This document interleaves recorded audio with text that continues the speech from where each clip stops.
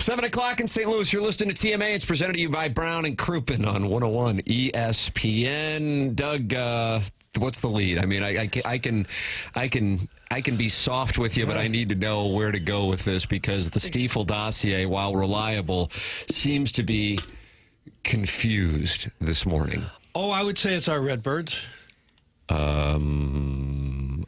Yeah. You didn't like that answer, did you? Football team season is over. Our Cardinal Redbirds. This club that's willing to fight. This club that doesn't give up. This club that's right there in the hunt. I believe that's our lead. I was there yesterday, and it was like old times. The stadium was mostly crowded, mostly packed. It felt like old times again. I don't know if we'll continue that or not, but I was there too, Doug. Wow, you guys are both there. Were you guys together?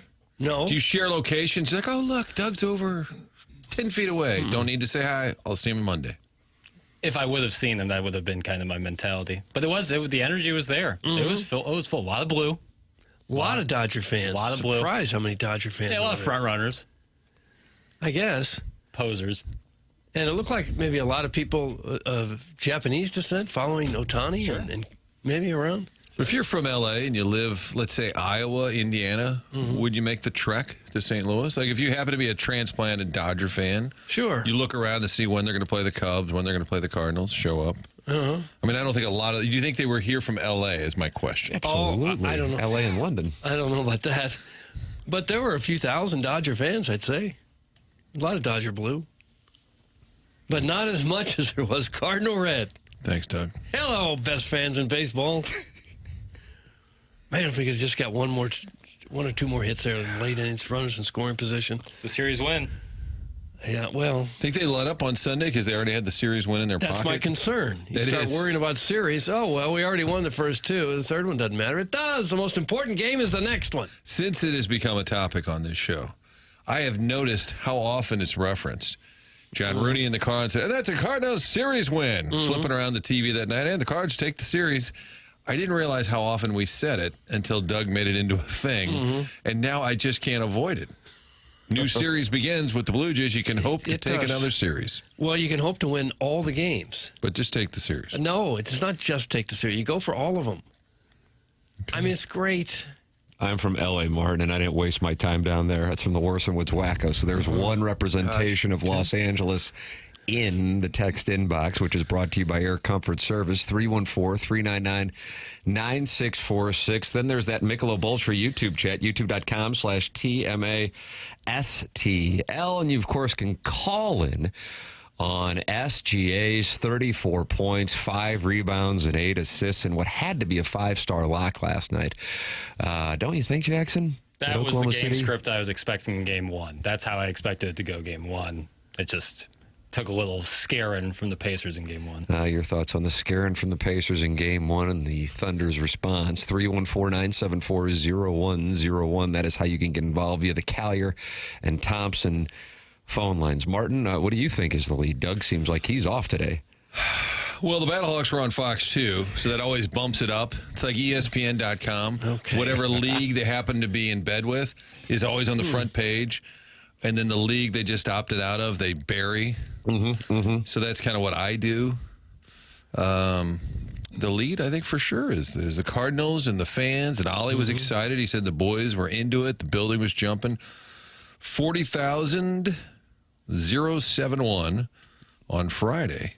37,465 Saturday. Again, that's sold, but pretty good representation this weekend. And then on Sunday, 42,255. Second largest number since opening day. How about that? Very nice. Very nice. Felt like the first day of summer out there. It started to get hot. You like that? I do. I like that. I do as well. It's June 9th. Let's enjoy summer. FFS. But the Cardinal lost, Battlehawks lost, City lost. It's going to be hard for me to be much good to you today. It was a tough Sunday. And then a couple of people texted me. They were upset. John Hamm wearing a Yankees hat on Sunday Night Baseball. I'm like, maybe that's the lead. And it's not as if I won't be texting him to ask him about it. Because you are going to text him. No. I'm waiting because we have, what did he say? We'll have a hot stove blues visit. That's right. So I'm going to hold off until we have the hot stove blues visit. I don't know, Tim. I think the lead is just the Cardinals, Dodgers, et al. I loved the game on Saturday. That was awesome. As a child of the 80s, that kind of baseball's right up my alley. And it was a thriller. And really, it was a series of bad breaks that even got that game 2 extra innings with the Dodgers top of the 9th. But the Cardinals' ability to respond in the bottom of the 9th, that's a hell of a win, and that was super fun. I think that was the best win of the year to date because that's 2 in a row over the Dodgers at that point, and the ability to hang in there with Yamamoto and get the win. Mason win. Doug, you were calling it Mason's Mad Dash? And I didn't call it that, I but I'll actually go called with the it. audio file Mason Wins Mad Dash. how about that? That's the You guys are on board. Yeah, this is when you know a show is locked in, is when telepathically producers and hosts are communicating. Take a listen, if you would. This is called Mason's Mad Dash. Okay. Side is wide open. Right back to the mound. Bounced off Kasperius. Off balance, slow, off target. Runner coming home. Throw is late. The Cardinals steal a run. Base hit. Nice. Real playoff atmosphere after that one. Came from second on an infield single. I love that. You were at the game on Saturday, too? No, I was about Sunday. to give you a rights holder merit badge. I wish. Yeah. No, Slurpee. not there on Saturday, but I've been giving Pop Warner a little bit of guff for not sending. Great Yeah, work. that's one of your trademarks here. Like, if you want to hear Pop Warner get called out, tune into 101 ESPN in the mornings. Everybody's going to have a thing. That's But- your thing. Schultz getting fired, according to you, and Pop Warner not aggressive Well, John enough. King's the best reliever, and Pop Warner needs to send more guys. But great work on Pop Warner's part by getting in Wynn's ear to say, go, go, go, go, go. Lindsay. I don't know if that's the coach or if that's just a player at that point. It happens so fast. If you're the player and you're counting on the coach to yell, it's probably too late. They do those. That's an instinct play. They do those shout outs in the tunnel after wins on TikTok. Really fun. And John Jay shouted out Pop Warner. He goes, great work, Pop. Way to send him. John Jay's always shouting out the coaching staff. I like that. That's good for camaraderie. I agree. Now, if you're coming from second on a base hit to the outfield, you're looking at the coach there. But if it's a instinct play, do I go, do I not go? That's probably on the runner. I just try to be nice to Pop Warner. Okay, One time, yes. he stepped all over. No, he's done a fine job. Well, I'm just saying, if you're in that situation and you're waiting on a coach to tell you to go or not, it's too late. I was in the car for the Arnado walk-off, but there was a little debate, Rooney and Horton, whether if the Dodgers had kept somebody in left field, because there was only one out, they said it wasn't that deep, would there have been a play at the plate? They chose to load up the infield. I think he would have scored on it was that. Barrero on third, right? I believe. Running they for pinched- Gorman? Yeah. Who got his eye back? Yeah, Okay. Gorman hit that double, so I think he would have scored. Yeah. Just fun little I'm sorry. ball talk. I don't mean to be negative. Oh, boy. Oh, wow. But why is Barrero starting in the outfield? Do the Cardinals not have a better hitter than this to put in the outfield? Walker's hurt. This guy's been in the major leagues for 5 years, mostly with the Reds. His career average is $184. I think they had just been asked in recent days, when's he going to play? He doesn't Not that hit the media a lick. forced him into the lineup, but I believe there was a conversation over the weekend. What are you going to do with Barrero? He never plays. But I'm not sure he should. Well, okay. Don't they have a hitter in the organization who can play the outfield and hit better than this? I mean, he's never hit. Anywhere he's been, he's never hit. You have to have an outfielder that can hit a little bit, don't you? Tim, I didn't see it coming that Jackie's thing is Pop Warner, not sending guys, and Doug going after Burkett. All the Take players. 2 or 3 from the Dodgers. Well, I know he's a good utility guy. He can back up, win it short, and everything. I get that. But to start in the outfield, you have to have some offense in your outfield. I think Scott's struggling. He's been and really bad. So I thought, and he's a lefty. I think it was a combo. They're like, let's give Scott a day off, and let's make sure Barrero knows he's still on the team. I think that's what they were. It was a reminder I'm service. sure that's what it was. I don't doubt that. I would just think that somewhere in your organization you got an outfielder who can hit a little bit.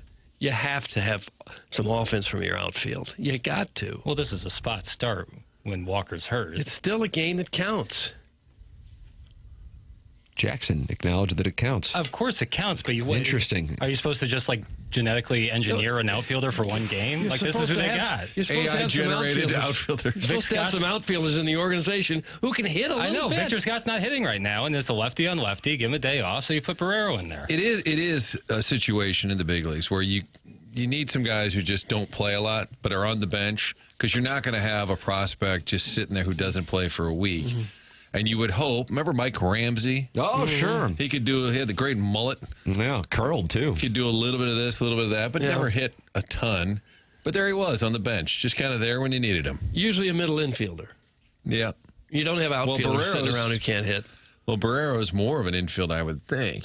Yeah, there was a play in center yesterday that Vic Scott probably makes that Barrero hit the ground on that one. So, Doug, you're saying it matters. Well, of course it matters. Okay. Burleson's hitting the hell out of the baseball right now. Like to see him moved up a little bit from the 7th spot. I don't think anybody's on the team swinging the bat better than him right now. Burley got the bat to get it done. He does. How about that? You think the Friday does. phone call got him rolling? I would There's say a bump. yes to that. I would say He had a yes. pre-TMA bump, a post-TMA bump. Who is this outfield fella they called up that looks like the next coming of Tyler Motter? That's from Painter Guy. Valade. Ryan that would be Valade. Valade. He broke an 0 for 30 at the big league level. What happened to Michael Ciani? It's from the 314. Or these guys they've drafted the last 2-3 years. None of them is anywhere close to being ready. If you're going to be in the race, I mean, you got to have somebody ready to step in, somebody with a bat. I guess they don't have it. Well, if Barrero was a backup catcher, Doug, would you like him better? Jackson we need a few Jackson more. wants 6 catchers on the major league roster. Maybe one less catcher and one more outfielder who can hit. I don't know. How about that idea? Debbie Downer Vaughn bashing Pop. Great start to the week. That's from Taint Slap. He's not happy. I didn't bash Pop. I'm just telling you, if you're a runner at third and you're deciding whether to go on an infield ground ball, you're not waiting on the little league coach to say, "Go, Jimmy, go." you gotta make that call yourself on instinct. He's athletic and cute, at least. That's from Percy Blumpkin. Barrero was the Reds' top prospect for a while. So there's something there, Doug, but all right. You want to call up Ciani? But then Barrero's kind of a backup infielder as well. I got some flexibility here. With the Reds, he hit 194, 200, 152, 218. and Batting this year average is- doesn't this year- matter anymore. This year he's at 150. All right, he's got 5 career home runs in 5 major league seasons. Going after Barrero, I didn't see. I'm Tim, they Barrero took and 2 Pop out of Warner. What's wrong with you idiots? I don't They mean just to- took 2 out of 3. I don't mean to go after him. I'm saying that if they're going to be a contender, they're going to need more pop in the lineup. And you better find another outfielder who can hit a little bit. Because you're not getting a whole lot from your outfield right now other than Burleson. Tim, you like to gamble? I do. I maybe had you have Ryan Fox, and I was handsomely rewarded Ooh, nice. yesterday. You may have, Thank you, Good on thank you. you, an thank you. issue even. Could I have been given odds? Would there have been a wager to be had on Friday if I said Cards shut out the Dodgers back-to-back games? What would the odds of that? Wouldn't that have been outrageous? Like if you had bet $100 that they would win Friday, Wow. Saturday by shutout fashion over that lineup. Don't you think you would have raked in some cash? Like, Boy, yeah, then I would have been tilted by the bad bad break run in the 9th. 2 bad breaks. Yeah, Ground with ball hit the base. pass ball and the ball hit the base. God, I wonder what that would pay. because they're sitting there going 0. I mean, they only had 1 home run 50 all to 1 weekend. range? Shout out to Phil Maton, his Friday when he Cheating on appeared. King. Oh my God! Yeah, well, You. apologies. Steven Matz Apologies looks to the pretty crown. good. Matz looks pretty good coming out of the bullpen, too. Yeah, He's done some effective. good work. Well, we'll see where it all leads. They said 4 out right now, 4.5, 4 out behind the Cubs. That's right. Red Hot Blue Jays coming to St. Louis for 3, Doug, and then off to Milwaukee for 4. Well, that'll put the players to the test. It will. But so far in this stretch with the Dodgers, Blue Jays, and Brewers, Cardinals 2-1 by taking 2 of 3 against the defending world champions. My question for our listening audience via text and via the Michelob Ultra YouTube chat, and of course the Callahan and Thompson phone lines, the following. Number 1, do you now buy in that the Cardinals are legitimate contenders in 2025? And then secondarily, are you on board? Because I think at the start of the season, the answer for the majority of fans, and I mean like 80+%, would have been no to both of those. And I'd be curious where people are now as, Doug, we approach Flag Day, which is the start of the season. I think they are contenders due to their quality starting pitching and their defense. I think keeps them in most games. And I am definitely buying in because the other choice is to give up on the whole baseball season. I don't want to do that. So, yeah, I'm buying in. Martin, Sure. Yeah, I felt like this weekend was a reminder of Doug's theory. If you just get in, which I have always hated that as a premise because it feels like the bar's too low. Well, just get in. But we've talked about the randomness of October. If you played the Dodgers 100 times, they'd probably beat you, 65-ish? If you played them over and over and over again. Course of the season, they're going to have more wins. They've got a better team. Maybe you can beat them in a series. Maybe you can beat them in the playoffs. Maybe.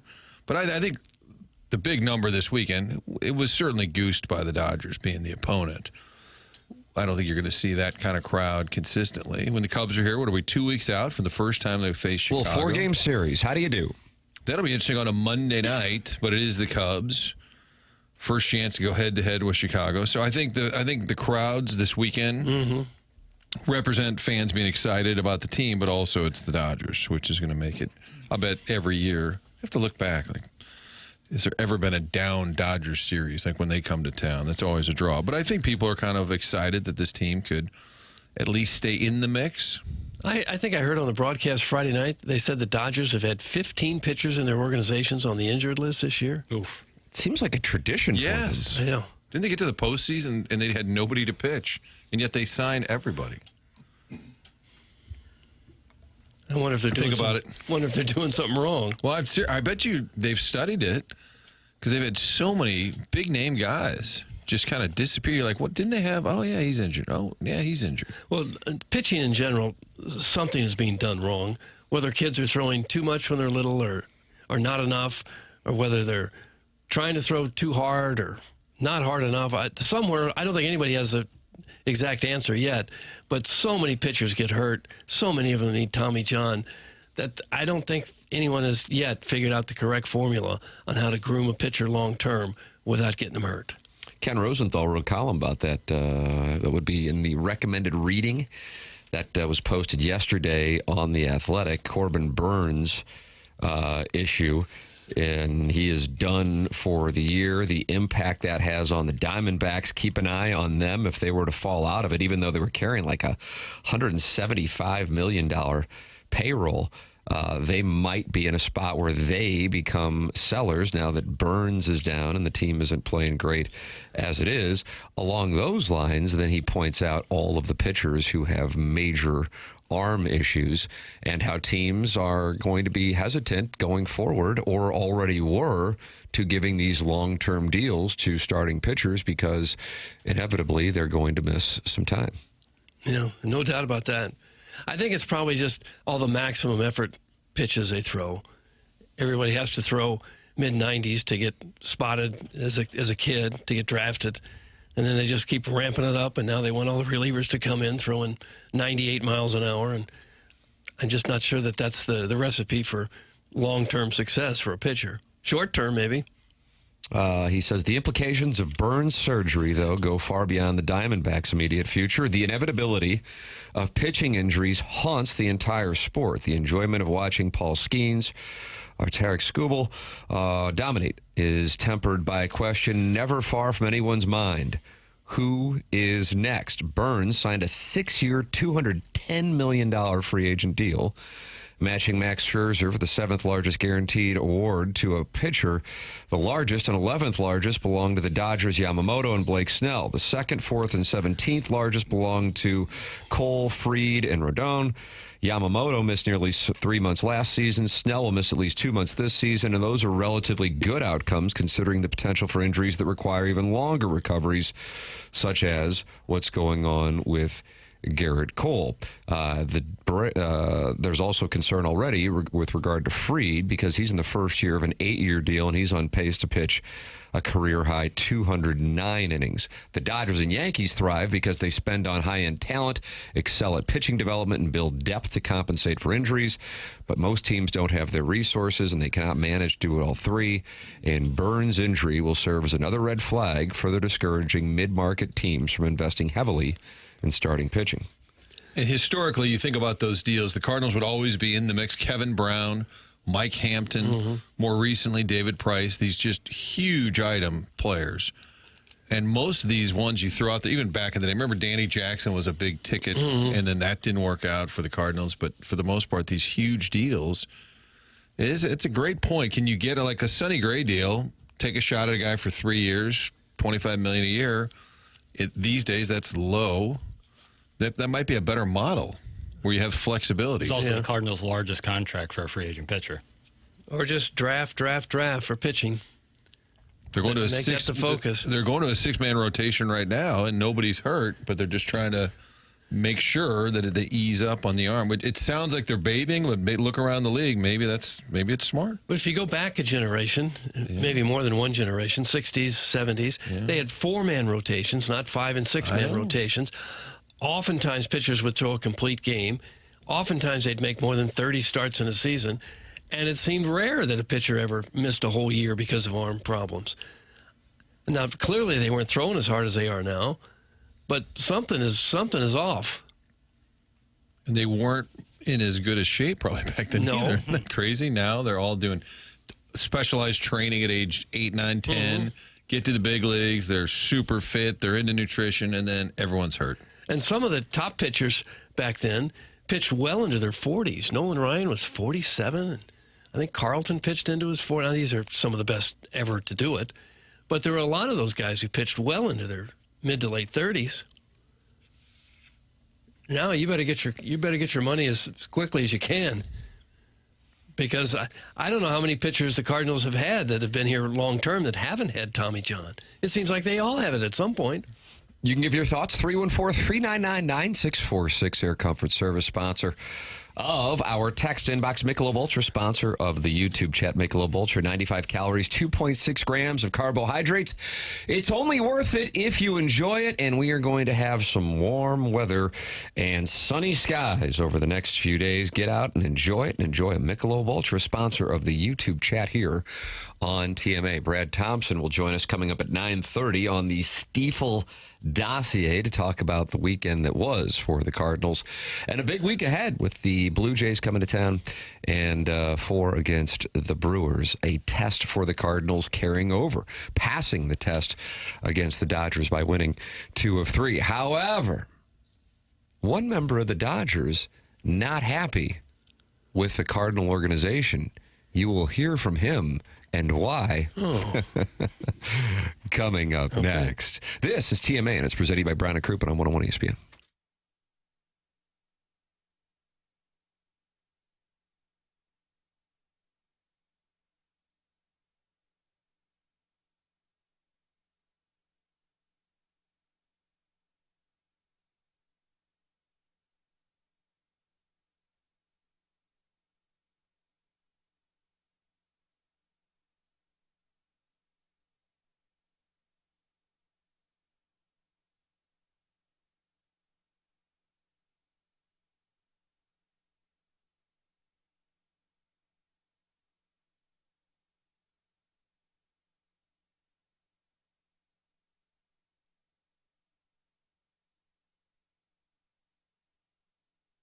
Hey, this is Tim McKernan. If you are a homeowner like me, you know how it goes. You work hard for your home. You take pride in it. But let's be honest, it's always something, right? There's always a project that needs attention. And sometimes the big ones, like replacing old windows, get pushed to the bottom of the list. But I'm telling you, this is the time to finally check that box with Universal Windows Direct. It's honestly one of the easiest decisions you can make right now. They're running their home improvement season sale, and the offer is just too good to pass up. You can get payments as low as $99 a month or no payments and no interest for an entire year. That gives you a full year to enjoy the comfort, savings, and curb appeal before you ever make a payment. And listen, Universal Windows Direct will also come out and do a free in-home window and energy assessment, so you can see exactly where your home is losing energy and how much you could be saving. It's pressure-free, super helpful, and honestly eye-opening.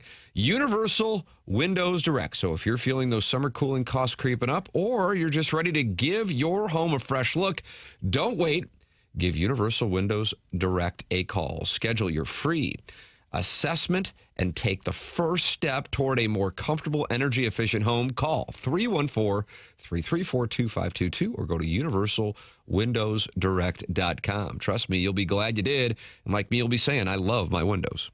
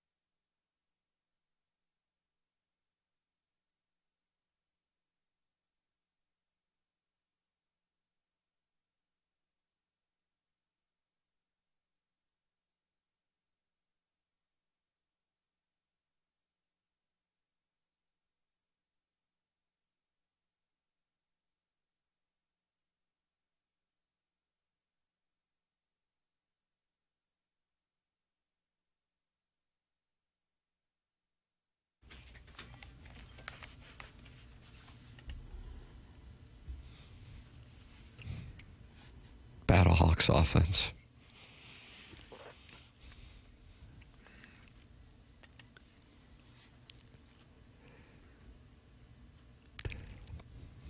Doggies after 83 minutes of play. She cried from the soccer game. The highlights. You ever seen highlights that made you weep? I've tried to do some on television when the wrong game came up and I felt like crying. But it wasn't really what was happening on the highlights. Last night we had a Battlehawks score up on the screen, and next was going to be a piece summarizing the disappointing loss, except Doug, it wasn't ready. It wasn't. So they said in my ear, stretch. Vamp. So You had to vamp? So sitting on the graphic on TV, looking at that score, I said, well, that was a tough way to end, much like last year. And, boy, the offense really keeps stretching. 5 sacks given up by the Battlehawks. Boy, that Max Duggan was running. Hold on, almost ready. It just kept going and going and going. I said, I think we should just take a break and come back and run the piece. How about that? I have a brief media question. Yeah, because you're not classically trained. Not classically trained. Does it take a little while to get used to somebody talking in your ear while you're talking live on television? It's a nice question. It's a very good question. I would say yes. You never fully get used to it, and skilled producers don't do it often. Sure. Or they'll wait to do it when you're not on camera. It's really hard if you're on camera. Yeah. Because you don't want to look like you're Rain Man. Like and you're listening to blinking and something, listening right? to a voice in your head. But it does happen. I would say the play-by-play guys, it's way more extreme. They're talking in your ear. And you say, oh, a fly ball to right, I'll end it in commercial, 10, Right. and you're talking. Yeah, 9, right. 7. That's really hard to do. But on the news, they usually don't talk in your ear unless it's a problem. Unless the tape is Just not wrap it up ready. or don't have the tape, just something like that. And Tim Battlehawks fans wanted answers, Yeah, and I they was did. trying to give them. They just had to wait through the commercial break. Warson Woods Wacko says Pale can have his season tickets. It sounds like he's moving on. From the Battlehawks? Yeah. All right. Well, the season's over, all right? The season For tickets next won't do year, you I a whole guess. lot of good.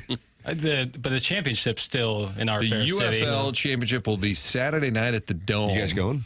Saturday night at the 7 Dome. o'clock. Michigan Panthers, Jackson against. DC Defenders? Yes, okay. I thought that was pretty Wouldn't you easy. think the league would have fixed the games yesterday so the Battlehawks could It's the get same in? conversation we had last I was year. about to Yes, say. wouldn't you?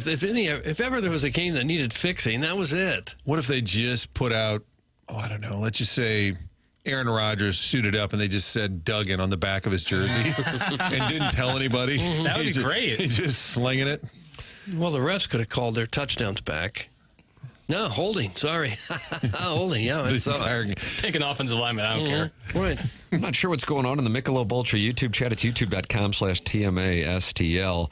But there is a new and very active participant going by the name of JC Penny Chat Support. And he is sideways with some people in there. Doug, JC Penny Chat Support. What's he saying? Somehow is in our YouTube. Let's see. I didn't say you were high. I just said you were huffing fumes.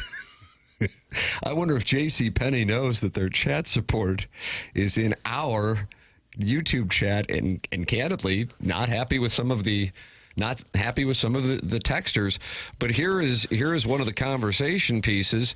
Clayton Kershaw in his post-game comments yesterday, not happy with, I guess, the Cardinal organization. So before the game, Kershaw's start, it was going to be Dustin May.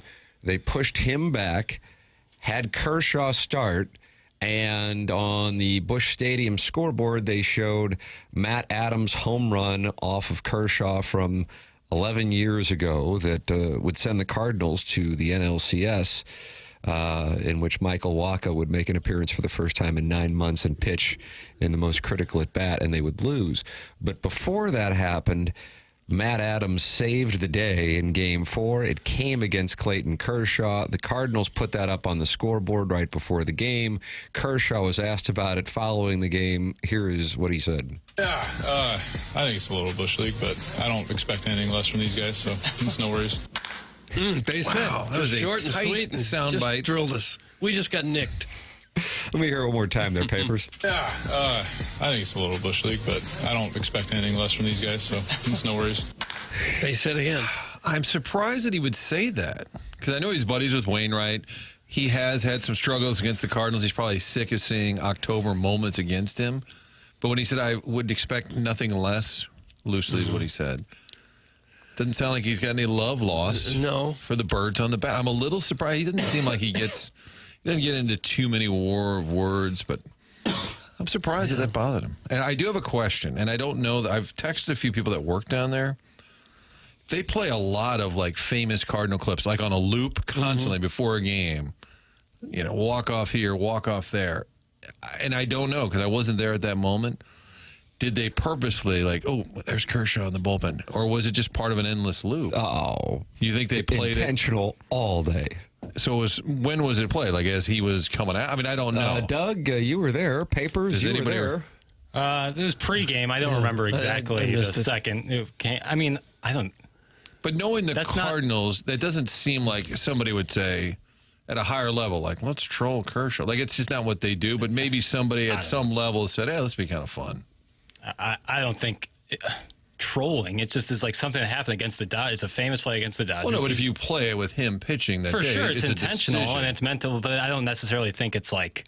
I think Bush League is a little far. I think it's just what you. I don't know. You could see how he could be a little upset by it. He's getting ready to pitch, and up on the big board is him agonizing over giving up a big home run in the postseason. If that, I mean, geez, this guy's 37 years old. He's I think it's all just part of the show. It's all part of the game. But if it were you and they were showing one of the worst moments of your career, you probably wouldn't like it very much. No. He's joking around, Martin. Don't take it so seriously. That's from Mr. Licks. I don't know what Mr. Licks is referring to. Kershaw? That Kershaw's joking around? I thought he sounded a little perturbed. Let me take a listen again there, Jackie. Okay, let's dissect this. Yeah, I think it's a little bush league, but I don't expect anything less from these guys, so it's no worries. Got another base hit, though. Another knock. Mm-hmm. It's no worries. I don't think he's terribly troubled by it, but it did seem to bother him a bit. I think that's fair. Kind of surprised. You're surprised that it bothered him? Yeah, I think it's whatever. I'm surprised he would admit that it bothered him, even if it did. Because if you say it bothered you, you're probably going to get it again. I wish he would have said, I'm more troubled that they won the series. No, he wouldn't have said that. That we lost the series this weekend. He pitched really well. 7 strikeouts, no walks in 5 innings. No. Well, since that occurred, the Cardinals have won 1 playoff series, and he's won 2 World Series rings and made $307 million. Mm-hmm. So we win. I agree with you. We are getting the last laugh. How are their fans? Not the best. Nice. I see he's 17 strikeouts away from 3,000. And he's a guy who doesn't throw very hard. As big as he is, I mean, 6'4", 225, he's listed at. Every time I look at the scoreboard for a fastball, it looks like he's throwing about 89 miles an hour. I'm surprised he's only 37. It feels like he's been around for a million years. Didn't it feel? I was guessing yesterday. What is he? 39, 40? 37 bills, and he made his major league debut in Nurse. 37, so probably go back 17 years or so. 2012. I was going to say 12. I don't know. 2008. Jesus, really? How about that? 2008? 2008. And he pitched against the Cardinals in that 2009 World Series. Or playoff series, excuse me. LDS, yeah. Jeez. First ballot Hall of Famer. Yeah. All day. Yeah. I saw some comparisons with him and Sandy Koufax, and he was very favorable there, even against Koufax with ERA and I don't know if he's got as many wins. He's got 213 wins. That's probably more than Koufax, who didn't pitch for that long. Stadium source Tim says it was played because he was pitching. Oh, for wow. sure. You got confirmation. Yeah. There. My point is, if you run up the flagpole, and I don't care, it doesn't matter. But I think the Mo and DeWitts of the world would say, let's not do that. Like, it's just not their thing. Yeah. But they're not going to be mad either. But somebody at the scoreboard level is like, it'd be kind of funny.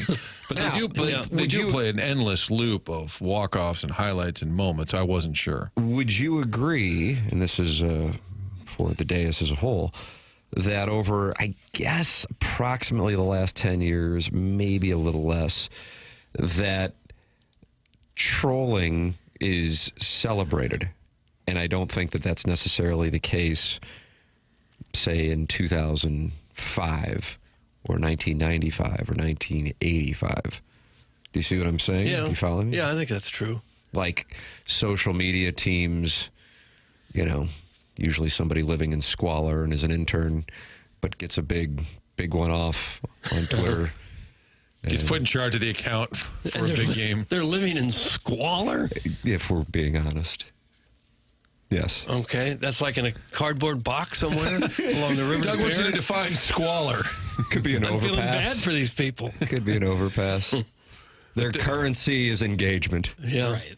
It does social media for pro teams more than anywhere else. It's been normalized much more so. And it can be Not fun. just normalized, but celebrated. Sure. Yeah. It can be fun and playful. And then there's probably the occasional. And then he goes out and he shuts you down and, you know. And then you go home. And he's in got 2 World squalor. Series rings and $307 million. And you hope it didn't rain because the cardboard box will be wet? Well, you got an overpass. Soggy at least. 10 freeway probably. You think it's I-10? Well, yeah, Dodgers, I guess, with Cardinals. I don't know where you pick your favorite overpass. Which overpass would you live in if you were homeless here? That's a good Twitter poll right there, Sharon Kurtz. Which St. Louis overpass would you live in if you lived in squalor? God, I guess you'd have to go Lindbergh and 40. That's a good one. Yeah. A lot of construction. No, you're going to want to be close to a convenience store so you can use the bathroom. And there's nothing there at Lindbergh and 40. You want to avoid major interstates. But if you're on Hampton going south and you're going under 44, there's always a small village living there. Yeah, not great. Not great. A lot of Not traffic great. there. I think NHL teams have the most lively social media like they have the most fun with it consistently. Really? I think NFL. Really? Yeah, that's where I first noticed teams, like social media teams, really trolling hard other teams. But that could just be a perception thing. I think I'm going to pick the overpass at Big Bend and 44 in Kirkwood. There's like a that QT one? right there and a mobile on the run. Don't forget the Culvers. So if the Cardinals score 6 runs, you can get a 60-cent soda. You like those crinkle cuts, boy? I don't mind them. Yeah, there's So a if you Sam's live there, you're saying proximity. Yeah, you could walk to some of these wonderful places. Location. Yeah. Walking score is high for that location. See you in October, bitch. We'll have another highlight to play when we own you after that B-fib for life. That's from Steve in Wildwood. Is that right? I wonder how the B-fibs would have reacted had they played that Clayton Kershaw soundbite over the video board. Maybe tonight or something. Oh, that's a good question right there. Yeah. No standing O for him next time he shuts us out. Yeah, Tommy Edman got his flowers, didn't he? Big time. Flowers. I like that. He It drove was in- tough because the game didn't start till 8:20, so... But there still was a great crowd there, even with the rain delay. Yeah. I was really happy to see that. I really want the crowds to come back. Cardinal baseball's more fun when the stadium's packed and there's some atmosphere there. And it's kind of depressing when it's not. Yeah, I don't think the schedule has helped them out anyway until about this series with the Dodgers. And the weather. Yeah, Until weather they get and- that retractable weather and roof schedule done. has not been great. 4 against the Cubs. Yeah, Showdown. And then they'll be in first place in July. right. Pontoons and such gonna be big. Don't say and such. Gonna be big. Trust me, there are some people out there right now blaming the scoreboard guy on the Cardinals being shut down for Kershaw. That's from Ian LaPerriere. So the scoreboard guy It's is his catching fault. hell for Clayton Kershaw's outing yesterday against the Cardinals? I wouldn't think so. I wouldn't think that Kershaw was Ian saying... LaPerriere thinks so. I don't think Kershaw was thinking, boy, I sure don't care if we win or lose or that I pitch very well. Oh, wait a minute. There's that thing on the board. Now I'm going to go show him. He didn't do the job. It wasn't anything I did wrong. He didn't do the job. You know who would be mad would be the skipper. He would not like it. No, he wouldn't. You don't show up the opponent. I mean, that's not fair. Who was the guy? Jim Hayes showed up on the board. Was Is it that Bill Hall, yeah, Martin? somebody on the Brewers? Yeah. Bill Hall? They played a clip of the cat. Was he just mocking the Brewers kind of in jest? Yes. And then the Brewers got sideways because of the scoreboard the guy. Brewers were irritated. Now, that was 2006. And what I'm asking you is, Oh, if that were boy. to happen in 2025, would the response be the same? Now, I think it was La Russa who didn't like it, if memory serves. That's why he and Bernie had the big showdown, was about something the paper mocked the Cubs, and he thought that was wrong. Yeah. So you're saying 2006. That was 2006. Kinda worked and the cat out. caught some hell, but I think the skipper didn't like it. Well, I'm sure if one of the stadium hosts, like that one guy, Todd Thomas, if he were to get on there and start ripping the other team, I think most of the fans would think it was pretty funny. Who's this bozo in left? For the Blue They'd love Jays? that. Just like in-game commentary. Nice swing, fella. They would love that. Back to Rochester for you. Tonight, Jose Berrios is on the mound for the Blue Jays. Wilson Contreras in his career is 2 for 5. Maybe a clip of Willie getting a double off Berrios. Nice. You think that's the play tonight? That's a new thing. I'm going to check every night who's pitching. Yeah. Who pitching? And then what video they can show? Yeah. Publicly rag the other That's team. the thing is, like, who's another person they could do something similar like they did to Kershaw, too? Well, if Darren Oliver is still pitching, Right. he had He a tough might be. game 6. Neftali Feliz. Could you self-own and do Ozuna climbing the wall and falling flat on his face? Yeah, that'd be a good one. When he's here. Yeah, it'd be tough on you, but also, you know. Would you have shown the Bill Buckner air clip every time he showed up to play for the other team? You can't do that to somebody, can you? Mets? Yeah, they probably would. Yeah, they might in New York. I don't know about anywhere else. Defibs suck. Enough already with these simp standing ovations. That's from Eric in the Central West End, and I gather he's upset about Tommy Edman getting an ovation. Probably. The Dodgers didn't have any other former Cardinals, did they? What, you want him to boo Tommy Edman? He got traded. It wasn't like he chose to leave.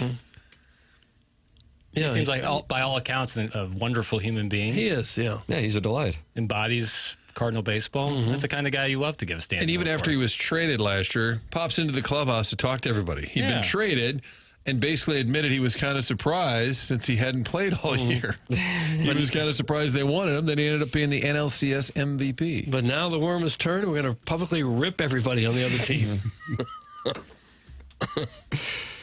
You can text in 314-399-9646. That's how you can text into our program. Brad Thompson is going to join us coming up at 9:30. That is on the Stiefel dossier. And then at 10:45, we will have the Design Air Heating and Cooling email today. Doug, here we go. Now we got it. It took until June 9th, but now I got a forecast for you that features temperatures in the upper 80s and sunny skies. How do you do? Well, I'm fine, thanks. If you have any HVAC issues, go to designairservice.com and work with the heating and cooling provider that has been the longest running sponsor on TMA, and that's Seth Goldcamp and Design Air Heating and Cooling. Online at designairservice.com. You just go to designairservice.com, and now you're working with Seth and his team. He's 4th generation, and the pride of Design Air Heating and Cooling is no upselling. They're going to earn your business by taking care of your issue and then moving on. And then you go, okay, anytime we have an issue going forward, we know to go to designairservice.com because we can count on them, and there's no song and dance. Martin's client, Doug's client, I'm a client. Become a client by going to designairservice.com, and you can email in to compete for the Design Air Heating and Cooling email today, the morning after, at InsideSTL.com. This program is called TMA. It's presented by Brown and Crouppen on 101 ESPN and the TMA STL YouTube channel.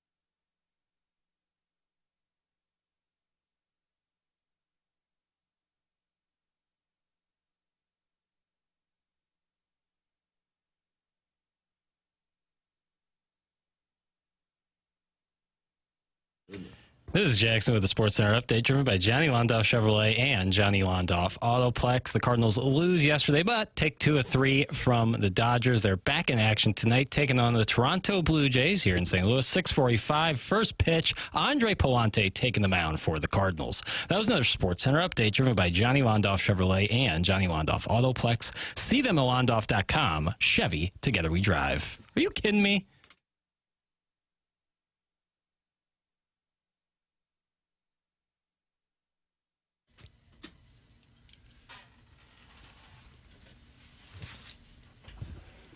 We the Cardinals, so you know we play our cards right. Got a pair of aces, Michael Walker, Adam Wainwright. It's that time of year, I can smell it in the air. Something special about the birds, other teams just don't compare.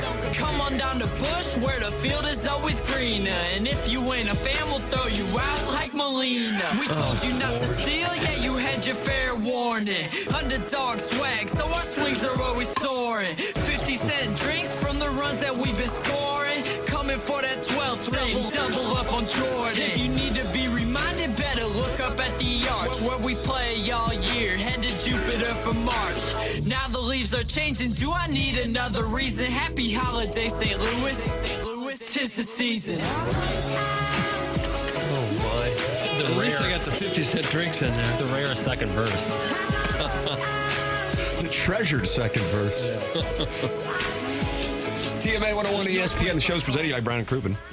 Tim McKernan, Doug Vaughn, Martin Kilcoyne with you here on the program. Little Jackie Papers is on the 1s and 2s, and he is playing his hits today. No music theme. That's just a tribute to the Cardinals winning the series over the Dodgers. Not right now. I'll find the theme. You know, Right. Eventually I always do. I'm just thrilled that they worked in 50-cent drinks. That's one of the best marketing plans that's been around, at least around Cardinal baseball, for a long time. Now it's 60-cent drinks. It went up a dime because I go to Mobile on the Run when they score 6 runs or more. I asked someone in there once, there's a big crowd and they're getting sodas, and I said, it looked like the manager. I said, this must drive you crazy, all these people. He goes, no, it's the greatest thing that ever happened to us. The place is packed every time they score 6 runs. Understandable. Well, that's where I go. Not a live read or anything. I'm just I wonder if Jackson was going to hit you with YOLO. just really happy to get the 60 cents. So it's the little things in life. When it's usually, what, 80 cents? $1.50 or so. It's the little things in life. That verse was sick AF. That's from Nordique, a hockey elephant. That's right. Hell yeah. I remember Greg Warren doing a routine where he said his dad was thrilled with the Yeah. 50-cent drinks, and the Cardinals would have 5 runs and the bases loaded in the 8th, and Pujols would ground into a double play, and his dad thought the games were fixed. Just so they didn't get 6 runs. Today's theme should be all songs featuring fountain drink promotions. That's from Mrs. Jenny Shanahan. mind it. Jackson, would you like to? I don't mind it. Man, that's gonna be tough to find. If I can collect even 2 or 3 songs in addition to that one, I'd be impressed.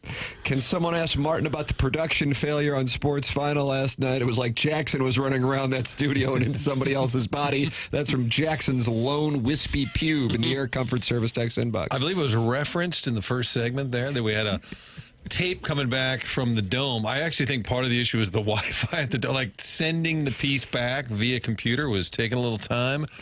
We had to vamp a little bit. Yeah, it was addressed, and then we just moved forward. It actually wasn't that big a deal, unless you were really, really hankering for some Battlehawks post-game.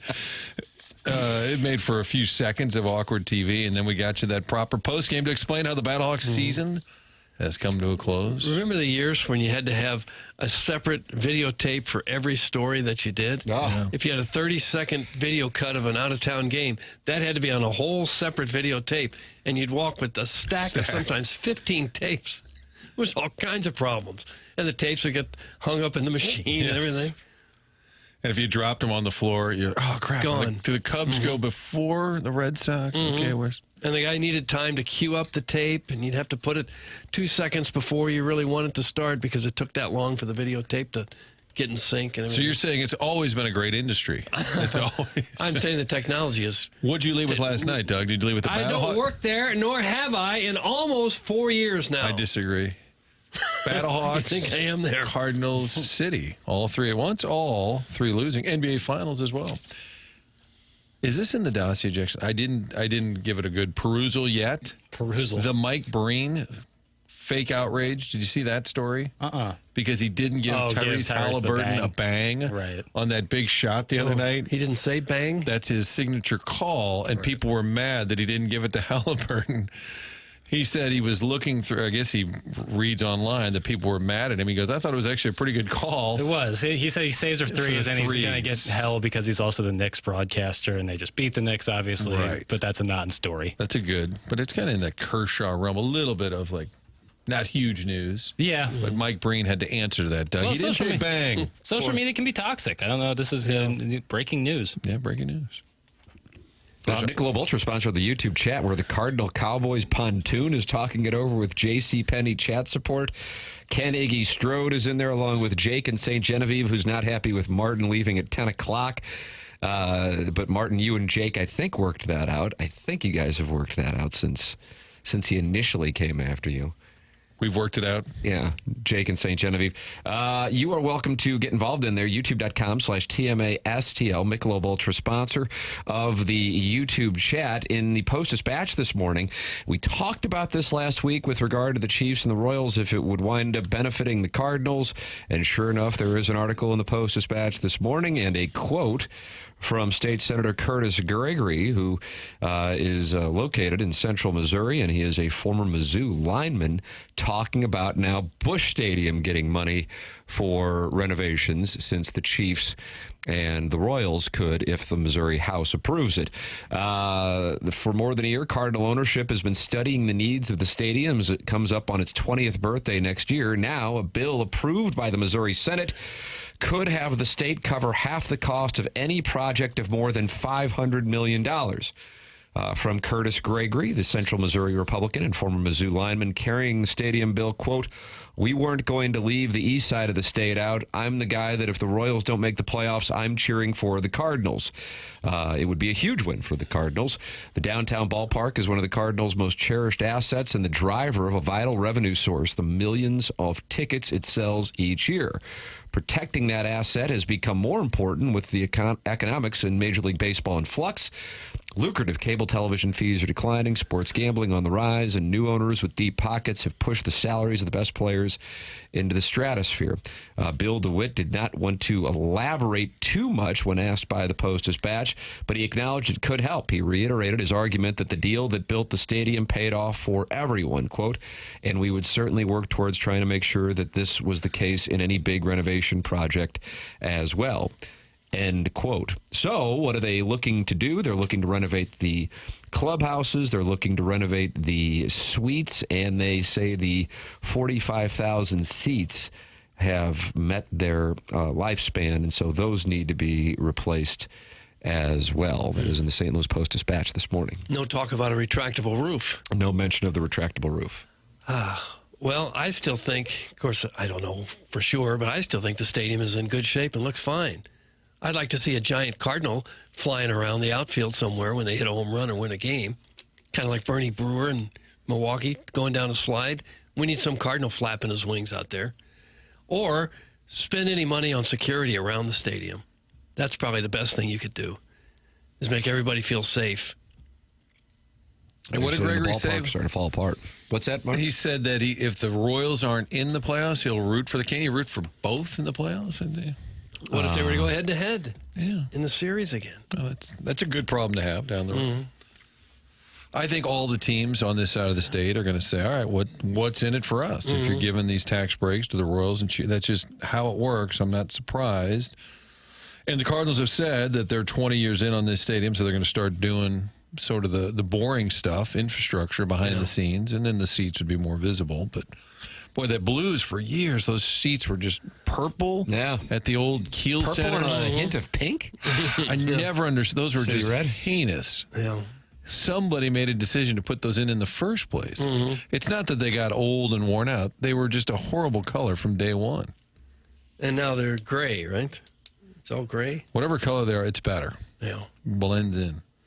Yeah. Well, I imagine it's a major, major undertaking to keep that stadium looking good and functional all around.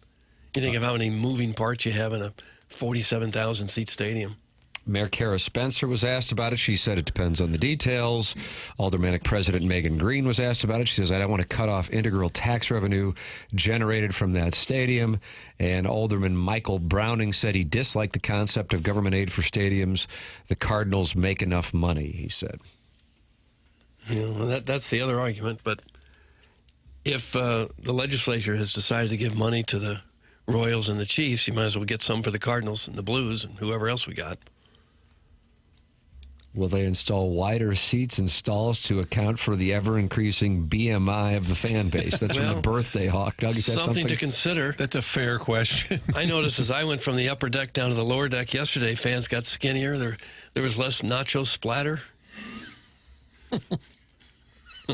Nacho splatter. There's still a big-ass Hoosier wave that was going on yesterday. Oh, still doing the wave. You started? No, God, I saw it coming from a Are mile we the away, only though. stadium in America still doing the wave? That's the downside of increased attendance, bigger waves.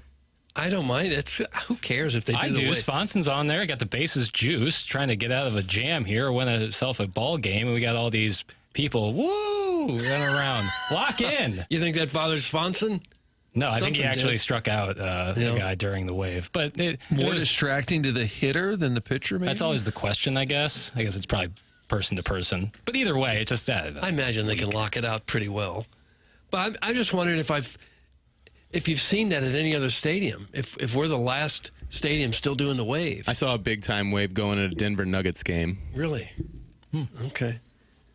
I kind of like it. What else you doing? watching baseball. Okay, well, we've already done that for about 2.5 hours.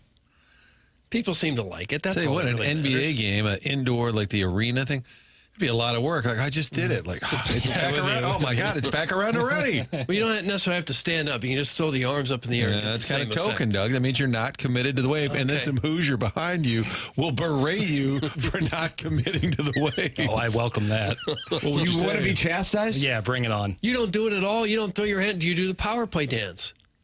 That would require me going to ice hockey games. Wow and wow and wow. And there's the rub. Yeah. But no, I do not do the wave. Why not? Because we're there to watch baseball. Well, you can do both. Yeah, you can. I don't. Not a great fan. Not a great BFib. The wave is a Lime courtship ritual. You have as much chance of stopping it as you do the sunrise. It's just nature doing its thing. That's from Arbor Day. It's a courtship ritual. Could be. I could see that. There's always one Could've really started drunk Heidi Minor. Hoosier, though, who's going to get it going. And if your section is not playing ball, he is not having it. The self-made stay-at-home Ladue mom says she sent an email in for the Real Housewives of TMA, but she must have sent it to the wrong email address. The email address is the morning after at InsideSTL.com. She says the Cardinals need to crack down on who some fans are giving their tickets to. If you're in the green seats, your shirt should have sleeves and probably a collar. That's from the self-made stay-at-home Ladue mom, and she is not happy with the attire of some in the green seats.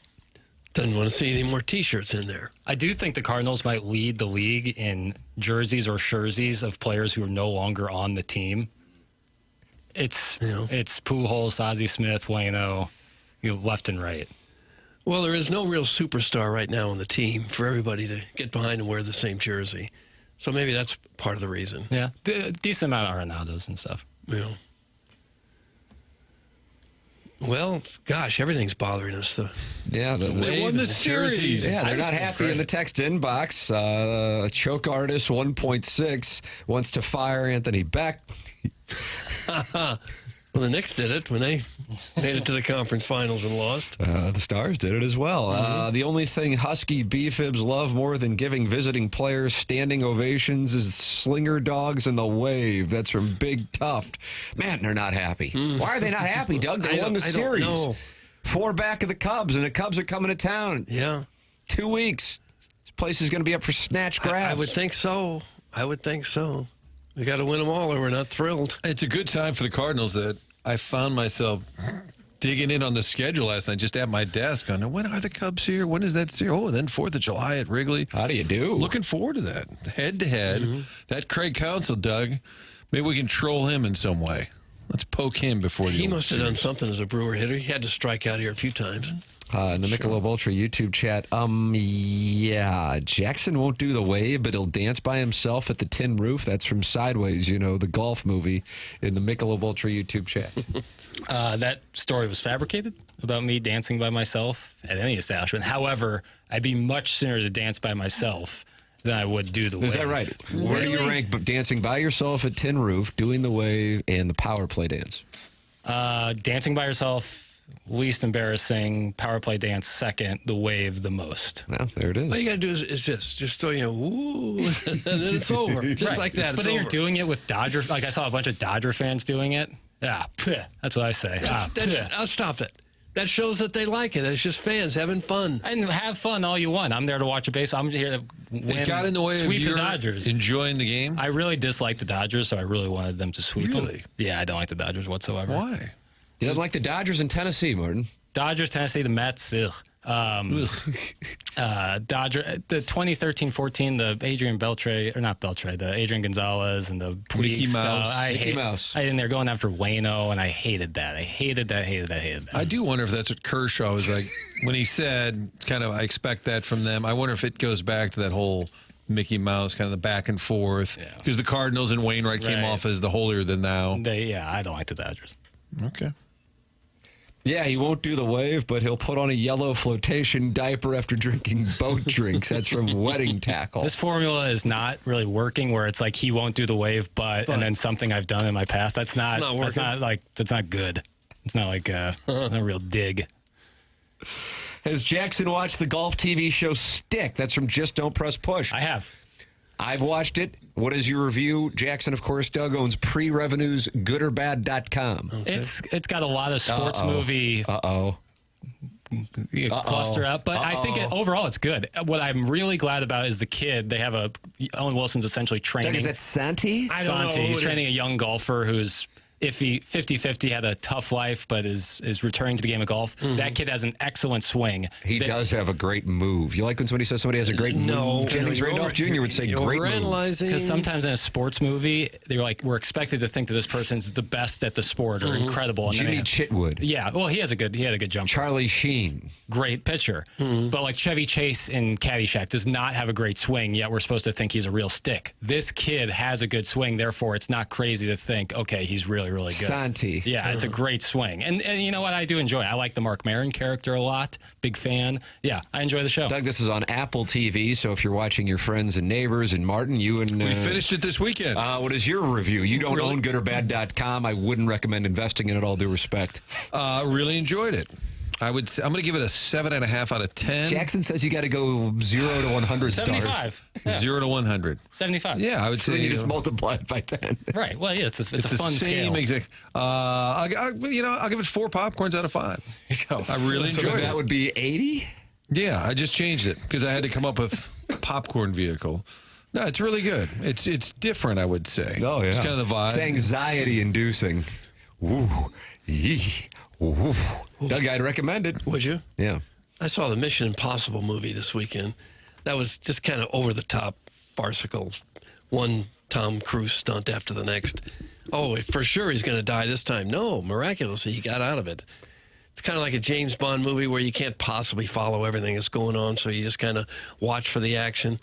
I was a little bit disappointed, and it's long. It was darn near 3 hours. Did you see it in the theater? I did. Good on Yeah, ya. the pair. So maybe you have some treats, boy? 2.5 to 3 Did you have some crinkle popcorns out of cuts 5. while you watched the movie? I had some popcorns. What I had. Did you get one of those big comfy seats? Yeah, all the yeah. seats are fantastic. Yeah. I have a hard time staying awake in those I know. seats. I keep thinking, I got to have one of these seats at home. I have to have one. We're getting conflicting reviews. Stick is a great show. Reminds me of Tim's greatness. Oh. That's from Tiger Warson Woods, and then from Little Tommy Tribbins. That show is straight ass. One of the corniest pieces of content I've seen in years.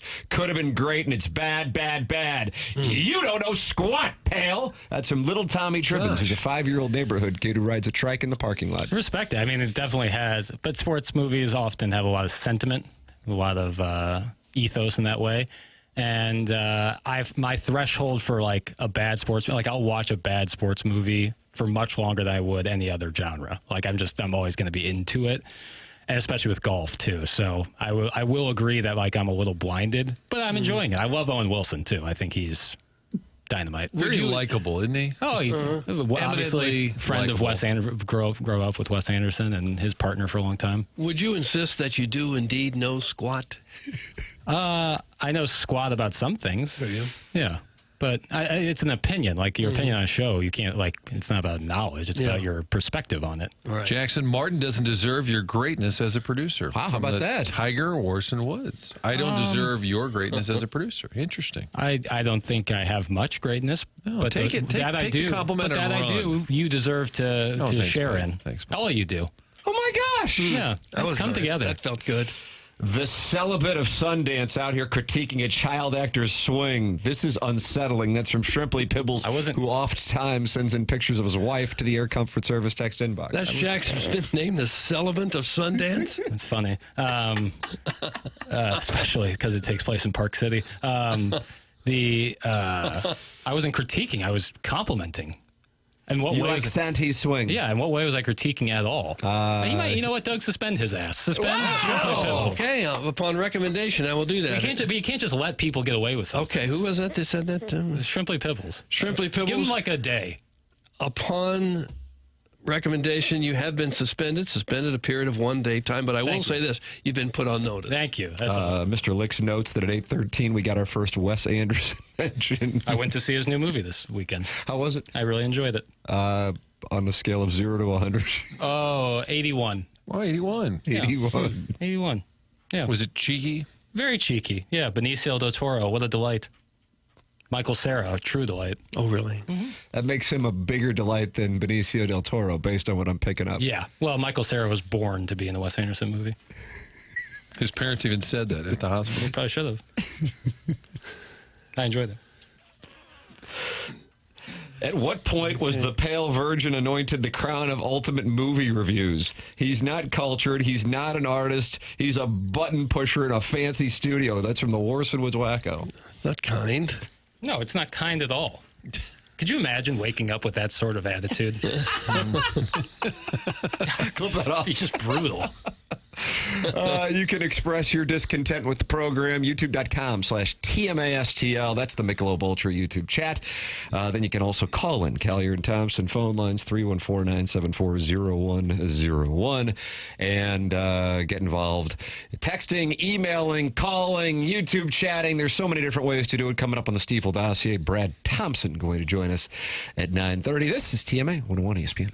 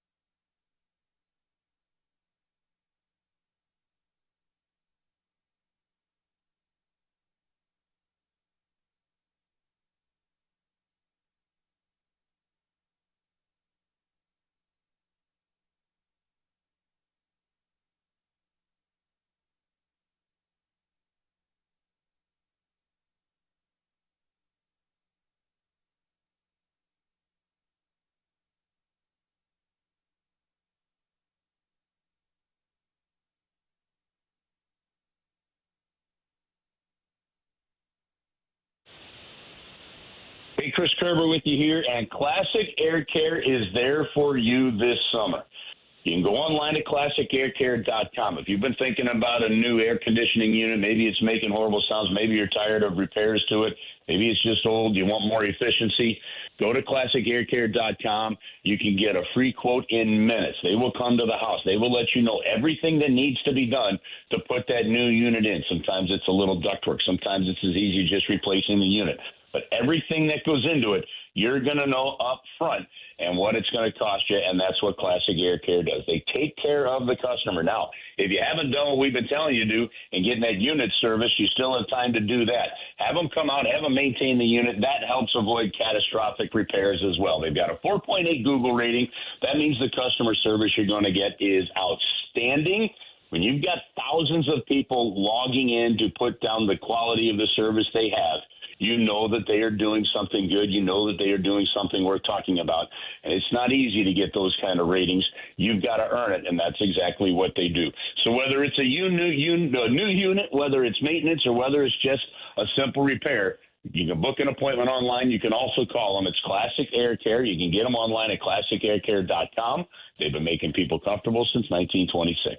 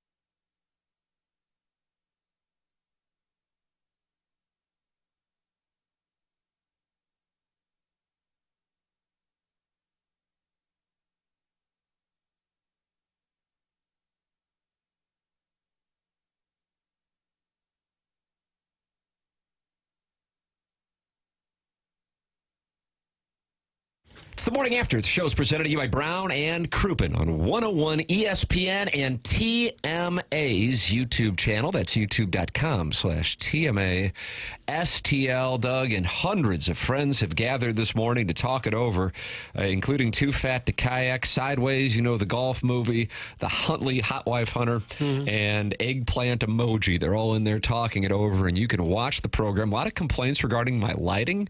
Your lighting is not what it should be. I've noticed that. It is. What's going on? It's the camera. It's dark. It is dark over there. I've tried adjusting it, and like Sybil Shepherd in Moonlighting, I have demanded that I be shot through a filter. I would think so. Yeah. Meanwhile, Doug and I are washed I'm out. still too The bright. iris is Yeah. wide open. Now, put the iris down a little bit. Now, Miss Hitter. I look like I just took a tour of Chernobyl. why'd you say it like that? Blasted. Chernobyl, of the nuclear accident they had there, where I'm glowing. You look handsome as all get out. Yeah, I got to tell all you, three you're is lit really really I well. don't know. Ooh, the camera's moving around. I've got my family golf hat on. Doug, you like it? sharp. It's a sharp yeah, lit, isn't it? Yeah, it's kind of cool. They have some good hats there. Good, great pro shop. Family Golf and Learning Center, indeed. Fisher Window and Door Store, sponsor of the 8 o'clock hour here on the program. Coming up on the Stiefel Dossier, 9:30, Brad Thompson with us. Design, Air, Heating, and Cooling email of the day at 10:45. Send yours in the morning after at InsideSTL.com. 101 ESPN and the St. Louis Blues partnership with Chris Kerber and the 8:15 Blues hit as we get ready for Game 3 of the Stanley Cup Final, which you will be able to catch here on 101 ESPN. And so far, this series is shaping up as an absolute classic, Curbs. This one has been thrilling from the get-go. Your thoughts on what we've seen so far in the Stanley Cup Final?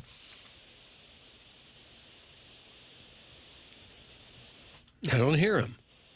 Doug? I don't hear him.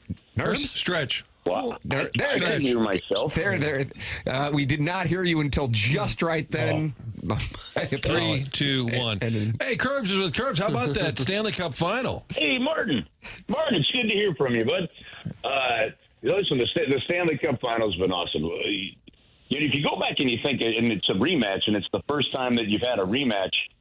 Well, it's the 5th time you've had a rematch since the expansion era, which began in the 67-68 season. You go back last year, Florida went up 3-0 in the series. Edmonton won the next 3 games, and then you end up with a 2-1 Game 7. The first 2 games of this series have already gone to overtime. Teams have had leads. They've lost them. Florida has adopted the Blues empty net scenario, inability to score it but give up the goal, and they've been fantastic. So the series is tied 1-1, but it could just as easily be 2-0 either way, and look very different. So this one's been pretty good. And the cool part for me, maybe a little too detail oriented on it, but the cool part for me is how, the net front, the area right in front of the goaltender, there have just been some amazing battles, and it's hard to play there. And that's when hockey is at its best, is when you allow teams to battle in there. And they've been fantastic. And McDavid has ratcheted his game up. It looks like even another level. He's just been incredible, hasn't he? Here's the thing, Doug. When he has been incredible, and that assist to Leon Draisaitl was something that's just sick, and shows there may be only 2 or 3 players in the league that do that. For skating at full speed on top of it. But the thing about McDavid and Draisaitl, and I heard this analogy talked about over the weekend, and not so much an analogy, but this scenario. One of the biggest differences is the Edmonton Oilers. When McDavid was first in the league in the first few years, they would try to outscore you. It'd be like a race to 5 goals, and if they get there, they'd win games. And that's how you had to play them, right? Now, they get a 1-goal lead. They get a 2-1 lead, a 1-0 lead. They're just as comfortable shutting that down and playing that style. And that's how you become a champion, is you've got to you continue to adapt. You get that mindset, and then you realize that how close things are going to be and how you lock it down. But the thing of it is, and Joe and I talked about this a lot throughout the year, because it just depended on the team you played. When your best players are truly your hardest working players, when your best players are your leaders in every aspect of the game, on the ice, power play, penalty kill, 5-on-5, you name it, when they're the ones back-checking harder than anybody else, you're going to be really, really good, and that's what's happening. I mean, that's what McDavid and Draisaitl are doing. It's just not that they're the best players in the world, but they're also leading their team in effort all around the ice, and that is contagious, and that's how you win. Do you remember Matthew Tkachuk coming around as a little kid and with Brady? And you think about what's going on. Walt scores over 500 career goals, and now Brady's a captain in Ottawa. Matthew's got a shot at another Stanley Cup. And I know, Brett and Bobby Hull, there's a gold standard, the Sutter family. But this Tkachuk family, when by the time it's all said and done, you tally the goals, that's going to be one of the more historic hockey names. Yeah, in St. Louis, you'll think of the Plaguers, you'll think of the Sutters, and things like that. But like the Folignos, Marcus and Megas Foligno there, that are Marcus and Nick Foligno, that, and whose dad Michael was an unbelievable scorer in the league too. So there's some great father-son and then father-brother tandems that have played around the league. Go eventually look at the numbers of both Thomas and Alex Steen and throw them in the mix with those guys as well. The fun thing is, so you do remember them being around the rink. I was on the ice after, when Keith Tkachuk played his last home game as a Blue, and Chantel and the 2 boys and Taryn came out onto the ice and kind of emceed that. And it is kind of wild to see how not just you remember what they were like at the rink just coming in, as wide-eyed kids with Dad, but then they grew into the game, one goes off to college, one goes off to the junior ranks in Canada. But then they become the faces and stars of the league. And look, that Four Nations tournament just helped that out a ton nationally, right? But yeah, that's it really is a cool thing, and it's earned. It's deserved. It's not like, well, their names because their dad had a name in the league. These guys play a style that's entertaining. And it goes back to what I was talking about, the net front battles. Like, it's not hard to still understand what the enjoyment and popularity of this game is and why it's so hard. And that's because when somebody plays the way these two kids play, you appreciate it. You love it. You want to watch it. And that doesn't mean that you need that style, 20 of them on every team, because obviously McDavid, Draisaitl, Crosby, like there's a difference. But this is the one sport that truly allows for all those different skill sets to really play a huge role to make one team great. And they're a big part of it. It is fun to watch. It's pretty easy to dislike Brad Marchand when he's on the other team.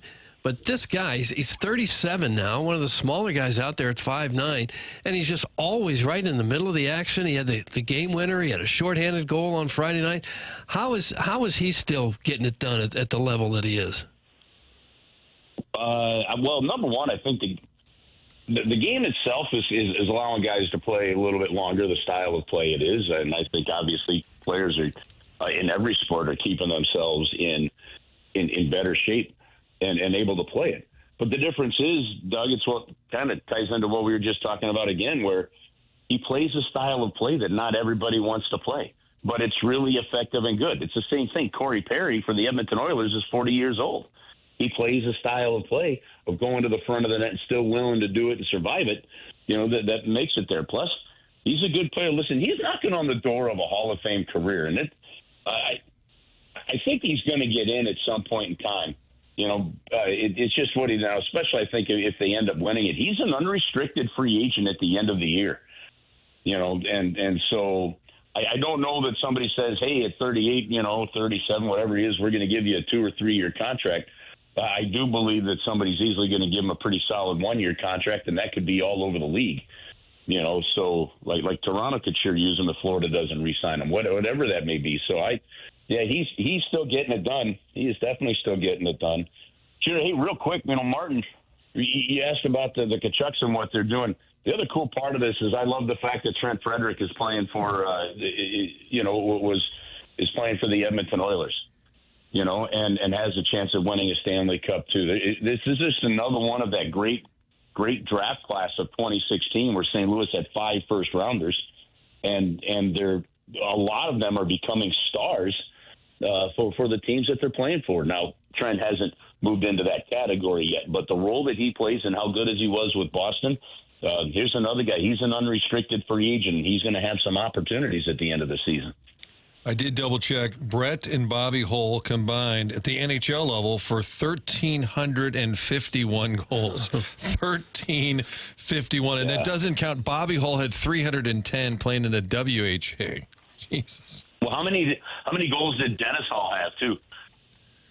Back to the Google machine. Yeah, we'll have to look that one up. But he was a good player in his own right. He was really good. Doug Stretch. Overshadowed by his brother, who was a superstar in the league. The question was, Dennis Hull, 303 career goals for Dennis Hull. Wow. There you go. And now we're at 1,600 and such for the whole family. Unbelievable. So the Tkachuks got a little work to do. Yeah, I'm not sure anyone will ever break that record. Man. That was pretty good. The Foligno, I don't think the Folinos will be there in goals. Their point totals have been pretty good. Doug, what are the Folinos' numbers? Do you have those in front of you? They escape me at the moment. Nice show prep. But I'll try to remember. Quite up there. Jeez. Yeah. Jeez. Does the league care if a Canadian team... earlier to pull that off.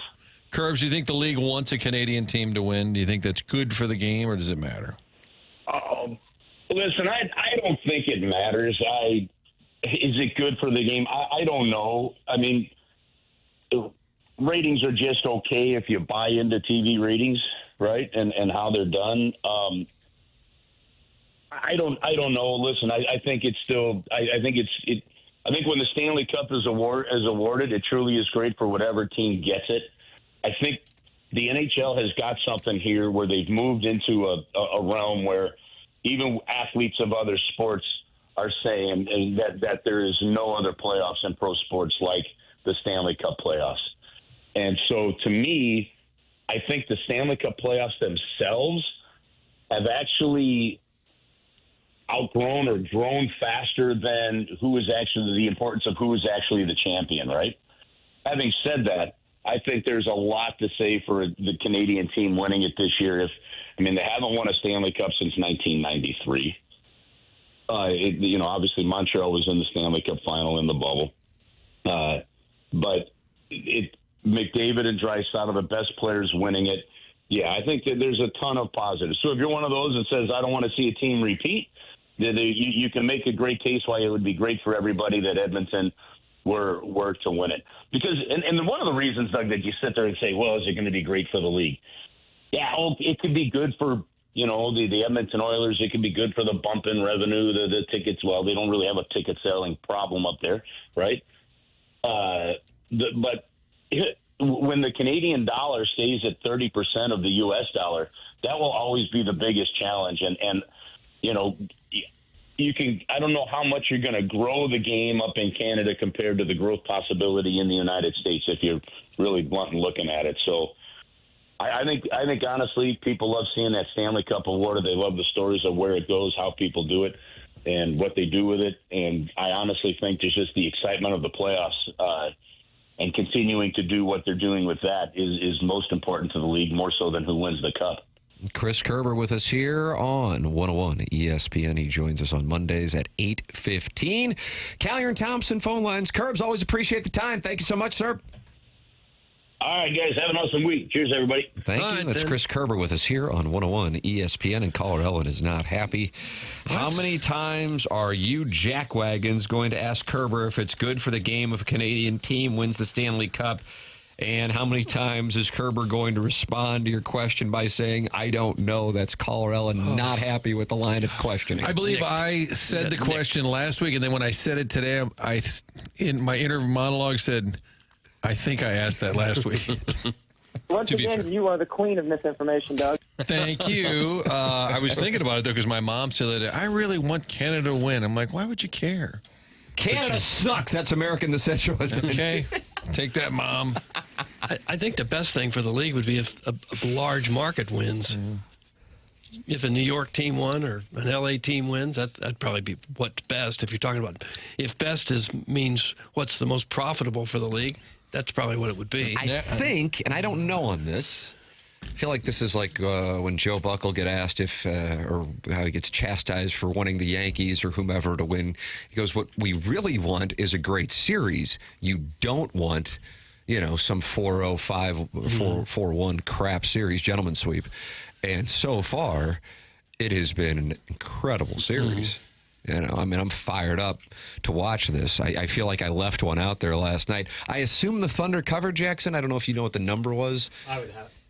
I would have to assume that. I bet the number was pretty damn big. Yeah, if you won by what? 28 or so? No, it was 123 to 107. Yeah, they definitely covered. You think so? I would guess it was probably in the 12 to 14 range, so I would think 16. They covered. But yeah, but I mean, it was 9.5 for that first game. Yeah, but I hear what you're saying. You know what I mean? Yeah. In that spot. And I think they was a little fluky. Along those lines, part of me wants to go, okay, then Florida's going to get tonight, but I don't know. This thing's so damn tight. I don't know if I got value on that because you certainly can make the case that Florida could/should be up 3 or 2-0 heading back there. But I'll take a hell of a series, and I don't know, and that's what Kerber made reference to, if the winner actually dictates so much as if you get a great series. I mean, St. Louis, not a big market. Boston, one of the original 6. But you had a hell of a series that still gets talked about a good amount. Cardinals, Tigers, World Series, not optimal from a market standpoint. Quick series, wasn't really well played. Gentleman's sweep. And it was a gentleman's sweep. So give me a good, long, quality series, and so far. Yeah, that's what's best. Usually what's best for the TV ratings is what's best for the league. And if it's a good series, no matter who's in there, people will watch. Ellen, let's try this. Tim, do you think it's good for the league if Canada wins the Cup? So that way it's not a Kerber question. Now it's a Tim question. Is that okay? Wow. Doug, provocative. I'm going to ponder that. And when Chris Kerber joins us next Monday, I'll get his thoughts. Yeah. Mm-hmm. But if you ask it, it'll be different. Tim, you jinx the Battlehawks. Don't jinx Florida. That's from the 314. You did? Did we talk, Battlehawks? I don't remember you jinxing the squad. I don't think I did, and then it hit me. I think when Jackson was doing a Sports Center update, that, oh crap, I put a unit on the Battlehawks to win the championship, which means said unit is evaporated in flames. But I did fire a bullet on Ryan Fox yesterday, Doug, somewhere along the 14th or 15th hole. And fortunately, Sam Burns missed a 5-foot putt, and then Ryan Fox was able to win on the 4th playoff hole despite leaving a 6-foot putt to win about a foot short. One of the more startling moments in professional golf history. U.S. Open this week at Oakmont, and I was watching an interview with Ben Griffin with a friend of the program, Riggs, St. Louisan from Barstool, and he said he thinks that if he were to finish with a score of about 4 over, it might be good enough to win the tournament this week. That's how brutal the conditions.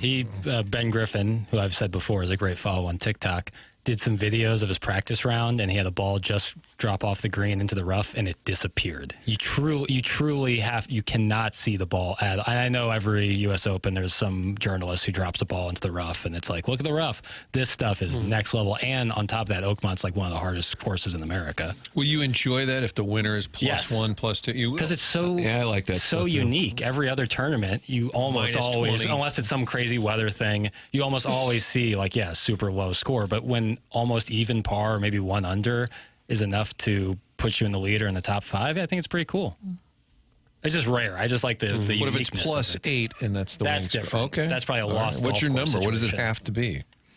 I think the USGA's mind, it's like even or 1 or 2 under, or maybe even 2 over, anywhere in that 5 to 8 shot range. Yeah, even, ideally. It's kind of fun to see him struggle every now and then. A little bit, yeah. Mm-hmm. It's also amazing when they are in just impossible positions, have terrible lies, and they still hit beautiful shots. Yeah. That's when you realize just how good they are. Totally. This is a tournament like the U.S. Open, this is why these guys are who they are. Yeah. It rewards great shots and penalizes bad ones. 248 friends have gathered in the Michelob Ultra YouTube chat. That's youtube.com/TMASTL. You can watch the show and complain about my lighting at youtube.com/TMASTL. On the Stiefel dossier, we have Brad Thompson at 9:30. We have the Design Air Heating and Cooling email of the day coming your way at 10:45. And 100 West Dental is a loyal sponsor of TMA. Dr. Brandon Pryor and his team were out at the Dotem for the closest to the pin competition, and we are very grateful for Dr. Brandon Pryor and his team's support of TMA, now longtime sponsors of the program. They built brand new offices with technology at the front of the mind. If you want to get into 100 West Dental, which is located on Manchester and Baldwin, no phone calls needed to get in. Just check the calendar online at 100westdental.com, and you can book right then and there. No dental insurance, no problem. The membership plan aids in the cost of dental work for those who do not have dental insurance. And if you're interested in Invisalign, you get $1,000 off when you mention my name.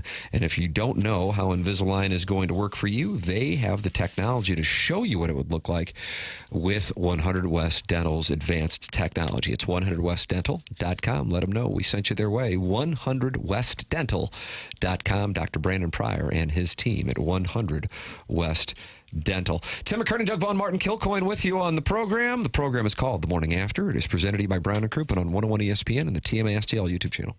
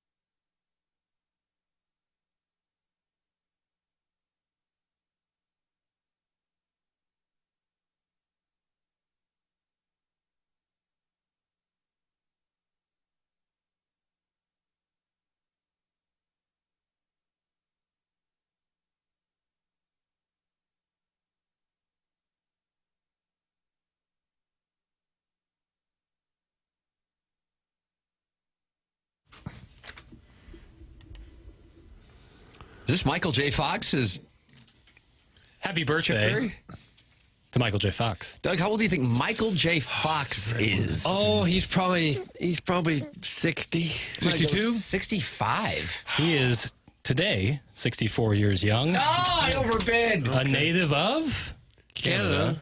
Edmonton, Alberta, Oh, Canada. is that right? I did not. I knew he was know that. Canadian. I didn't know Edmonton. Yep. Boy, he's been battling Parkinson's a long time. Yeah, but he's going to be on the next season of Shrinking, the Is he? Jason Segel, Harrison Ford good. show. Good. Good or bad? Good. Wow. Did you see that with authority? Stick. Good or Got from the bad? Sullivan of Good. Sundance. See, now you catch Yeah. that? Same word, but did you notice the change in pitch? I did. It's very true. It's very true. I need more time with Stick. You know, they've only gotten 3 episodes. Jason Segel, one of those actors I feel we should know, but I'm like, I think I know him, then I see him. I'm like, has he been in other And stuff? he got cucked by Mila Kunis? Yeah. No, by Elizabeth Mann in Forgetting Sarah Marshall. Amazing. How I Met Your Mother is probably what he's most famous for. He was a part of that Freaks and Geeks crew, the Canadian crew with Seth Rogen, Franco, and those guys. Shrinking is terrible. That's from Big Tough. Yeah, that's an awful take. Is it really? If people who text in like Big Tough would think Shrinking sucks. I It's don't positive. enjoy it. My wife likes it. I don't really like it, to be honest. So right. I'm not sideways with you, but I don't think Big Tough is totally out of Fair line. enough. But you know what it is, Jackson? It's an opinion. Damn straight. And everyone has one. Bingo. I thought of you, Jackson, when the John Hamm wearing the Yankee hat got people worked up. Mm-hmm. Remember your question in the dossier for what, Tim, was it 3 weeks straight? Can you weeks wear straight. a Pirates hat if you Yes. want to? Yeah. You brought up the topic. Yeah. If you enjoy a hat, can you wear it? And that's a little different if you're at the ball game and people are, oh, you're a Cardinal guy. You can't wear a Yankee hat. But do you think John Hamm did that as an homage to the dossier? I don't think so. Okay. It'd be great if he did. It'd be great if he, I love John Hamm. But yeah, I think you can totally wear the ball cap of another team and it not be necessarily you're pledging your allegiance to that Chairman team. Kurt's wearing his Red Sox hat. And it's a sharp look. Now, I will say that they have a Navy Cardinal cap that would look about the exact same. However, I respect you wearing whatever cap you'd like. But it seems reasonable. But I want to buy a Pirates hat, and I know I'm going to wear it and get grilled for it. Just a black one or Black one one, of those yellow pea. pillbox hats they wore for a while, the round ones? No, thank you. No. Although the Classic. Pirates are this, woebegone franchise, so it's a little less controversial than the big, bold, big spending Yankees. Sarah Marshall was Kristen Bell. Kristen Bell, And you that's think right. you know film, Kristen Piddles. Bell. That's from the Ichiro's American Hits. No, it's a good call. No, I was wrong. Hand up. My bad. Hand up. Not a fan of Shrinking. Sticks better than I thought. That's from the Lime Ace. Good. I'm just glad people are watching. What does it take to get a name change? I'm still the 314. Just Oh, deal you with missed it. it. Deal Boy, with did it. you miss it. I was left and right. I was really, last week was one of my more high yield in terms of changing names. So I'm sorry, you missed the boat. Yeah. Missed Block the him if boat. you must. Doug, Mike Francesa was thinking about blocking callers. Never. Knicks are looking for a new head coach. Francesa taking calls, and this was a suggestion he got.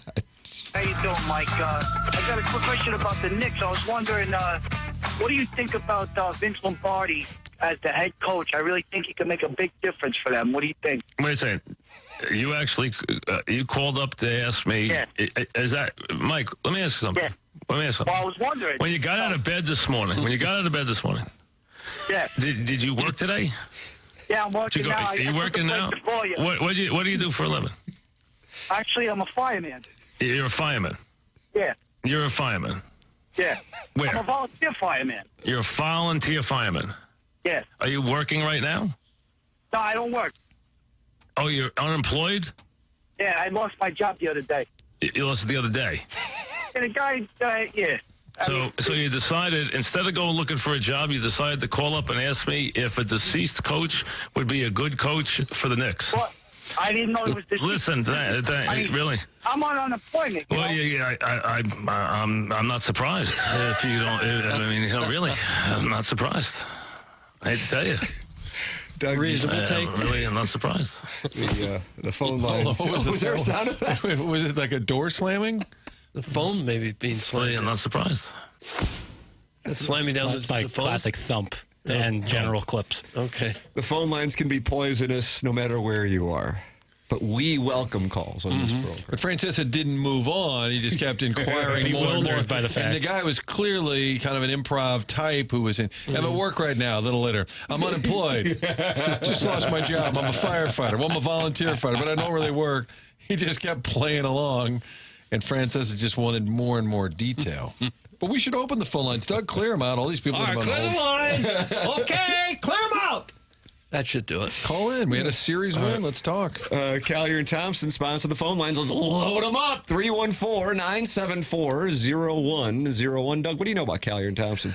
Well, I know Collier and Thompson is a place you can go to have your house renovated because it is a place you can trust. They've been doing it since the 1950s.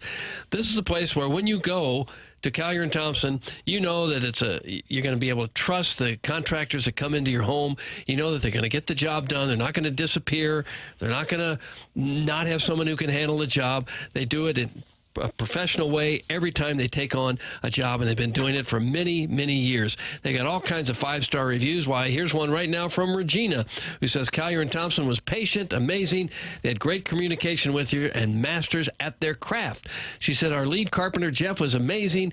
His communication skills were great. Everybody loves Jeff. He kept us updated on contractor schedules, timelines, and answered countless questions from us. He is a master at his craft, and his attention to detail was outstanding. It was a pleasure hiring his company, and we love our new kitchen and bath. They have all kinds of reviews just like that at Collier and Thompson. Ought to head to their website, look at some of the before and after pictures of jobs they have done. Just incredible, the work that they can do. Matthew is a customer service manager and handles appliance installs. Old Stacy is the appliance manager. I've dealt with him a couple times.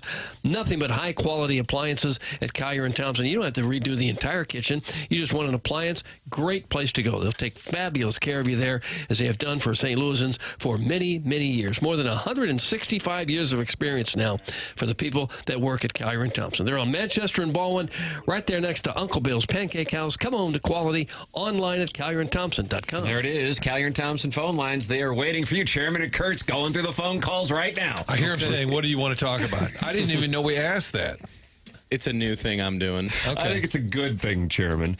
314-974-0101. We played Clayton Kershaw's response, Jackson. I don't know if you could cue that up. Clayton Kershaw's response to Busch Stadium, which Martin's sources told him was intentional, playing Matt Adams' home run off of him in 2014. Here's what Clayton Kershaw said about it when asked following yesterday's Kershaw victory for the Dodgers over the Cubs. I think it's a little Busch League, but I don't expect anything less from these guys, so it's no worries. Okay, get that. Then last night you had the Yankees and the Red Sox.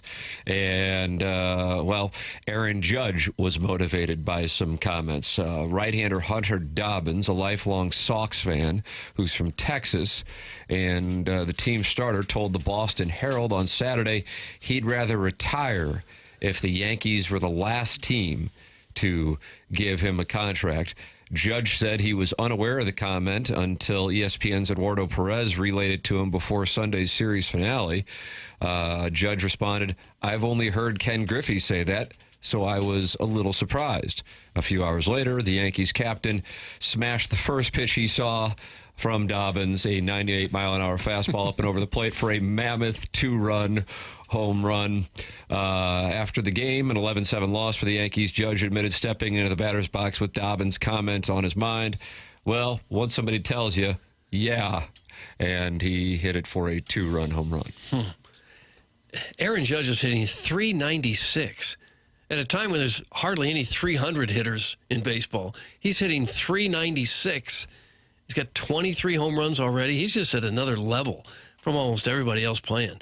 Maybe Ohtani's close, but Judge is really out there. He's just putting together some amazing, incredible numbers. Does anybody know his age? I'm asking this to see if people have a gauge on his age. Judge? I didn't feel like he's about 29. 31 is my guess. Wow. 33. Do you know that, or are you looking at it? I'm looking at it. Okay, well, that took the fun out of it. Oh, sorry. Yeah, I would have thought he was younger. My point was that I think that people would think that he's younger. Yeah. And yet Nolan Arenado's a year older than him and is talked about as being on his way out. And I don't think the Judge gets talked about in that way. Now, maybe, when people aren't calling into Bet Riva's podcast and suggesting Vince Lombardi be the next Knicks coach, maybe they are talking about it there because they haven't converted his success into a world championship.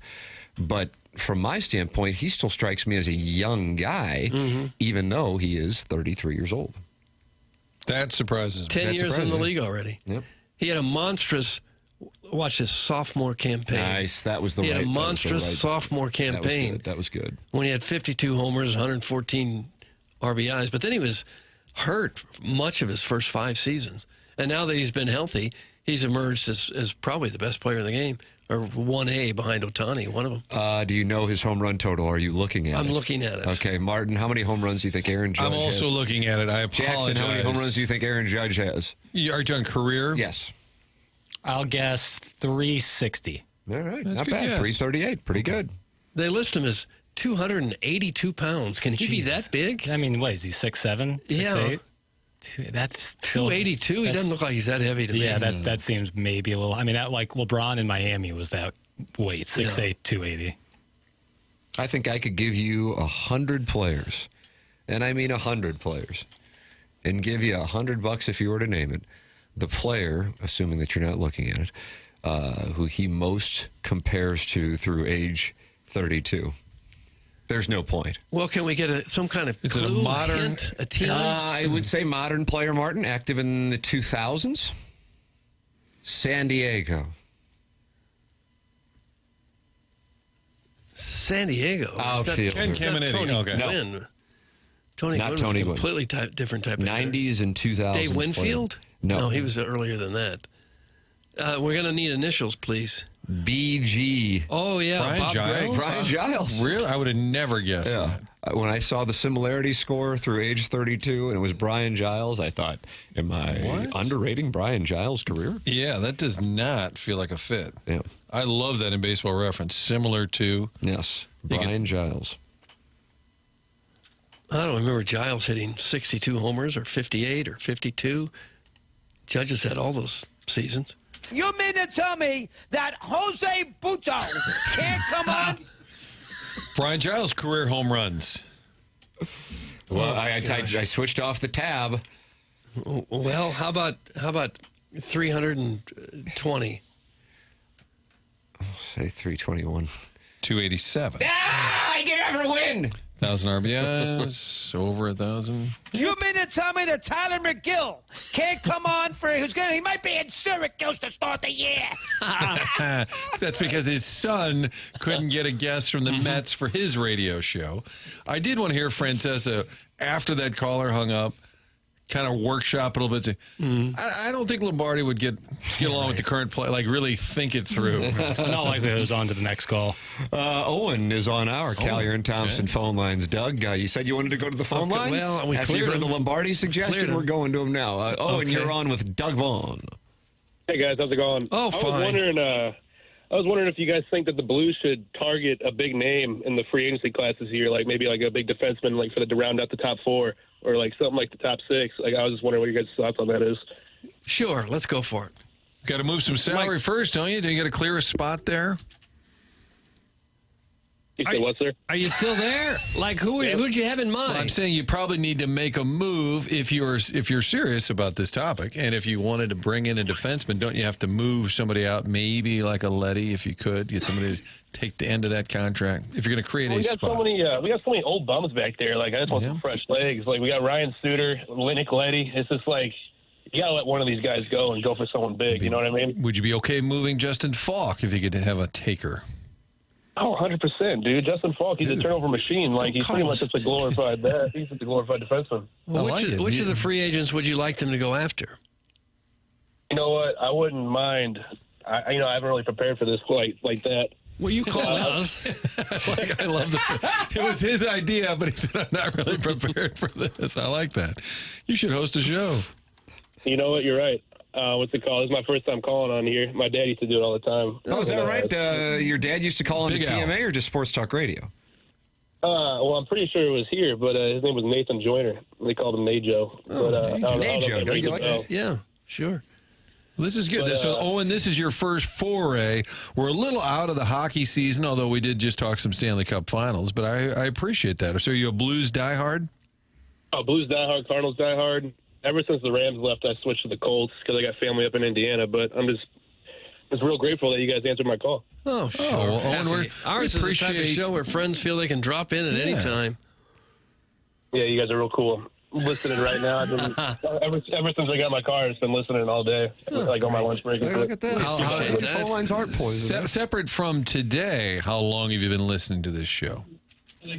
Well, ever since you guys made the switch to 101.1 and the Blues switched it from KMOX, I've been listening nonstop.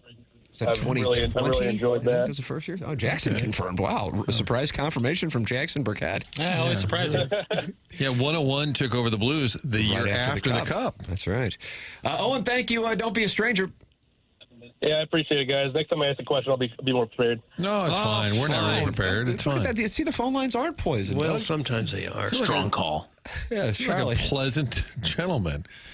Yeah, it was definitely an interesting segment. Okay. I enjoyed the fact that he wanted to talk about it, and then when you followed up with the simple question, who do you like? I wasn't really prepared for that. Maybe come down to the studio and visit us. Well, Brent Burns is a free agent. He's only 40.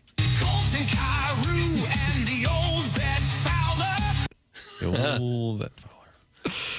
Nobody cares about the Blues. Oh, that's the not right. season's over a month ago. The local nine's playing good ball. We're still talking hockey. That is from Sniffin' Holes. Okay, you can talk Blues. We are the Blues station. We just had the Blues announcer on. It's okay every now and then. Fine. We have to spend 4 Doug, hours do you want on to fight Sniffin' Holes? No. There was a certain innocence there to the call, and I appreciated this in this era of snark and meanness. Right. He was just a young guy who wanted a rep at the big league level. He's like Barrera. He just wanted to get in the lineup. But my perspective when a call is as kind and sincere, I immediately then assume that at some point they're going to ask to engage in some kind of form of light hand play with Doug. It's happened before. You were waiting for the hammer to fall, and it was going to be Doug and innuendo, and yet it wasn't. It was just a pleasant call. Owen, thank you. Who's next? 969 call. Chairman Kurt has exited the facility. He did. He got up and left. It was a real old school call. Yeah. Don't you think we should? You would call sign some veteran defensive free agents. Doug, you probably called the bench warmer, and you call him up and say, "Yeah, see, I got a trade. I'd like to see the Cardinals move Jerry Mumford." All right, Douglas, who did you have in mind? Thank you. Who would you like to see them partner up with? The Phillies? Sure, sounds like a good idea. And they just have a real pleasant exchange. That's how it used to be. But we don't do that much anymore. Doug, Giles may be Judge's most similar player, but the similarity score is only 872.6, which isn't very similar at all. Okay, knock it off. Uncle Wally's plastic here, and he is not happy with the Brian Giles similarity score. I don't see that on Baseball Reference. Jeez, poor Owen here. Somebody says, take a chainsaw to your face. Come on, it was a nice call.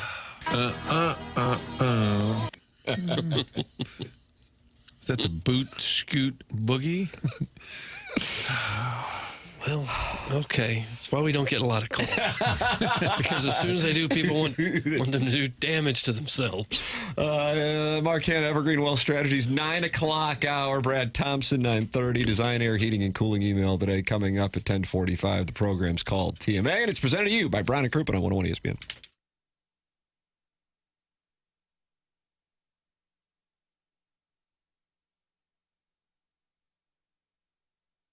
In the market for a new car, go to the website, autoloanpro.com. No matter what your situation, no matter what your circumstance, they're going to make sure you can get into a vehicle with little or no money down. They'll work hard to get you best rate possible. Auto Loan Pro works with over 50 different lenders, meaning they'll find the best financing available. Financing a car, there's only one thing to know, and that is to choose the Auto Loan Pro. Check out the website, autoloanpro.com. While you're there, download the free playbook that will explain to you the entire credit industry. How does it work?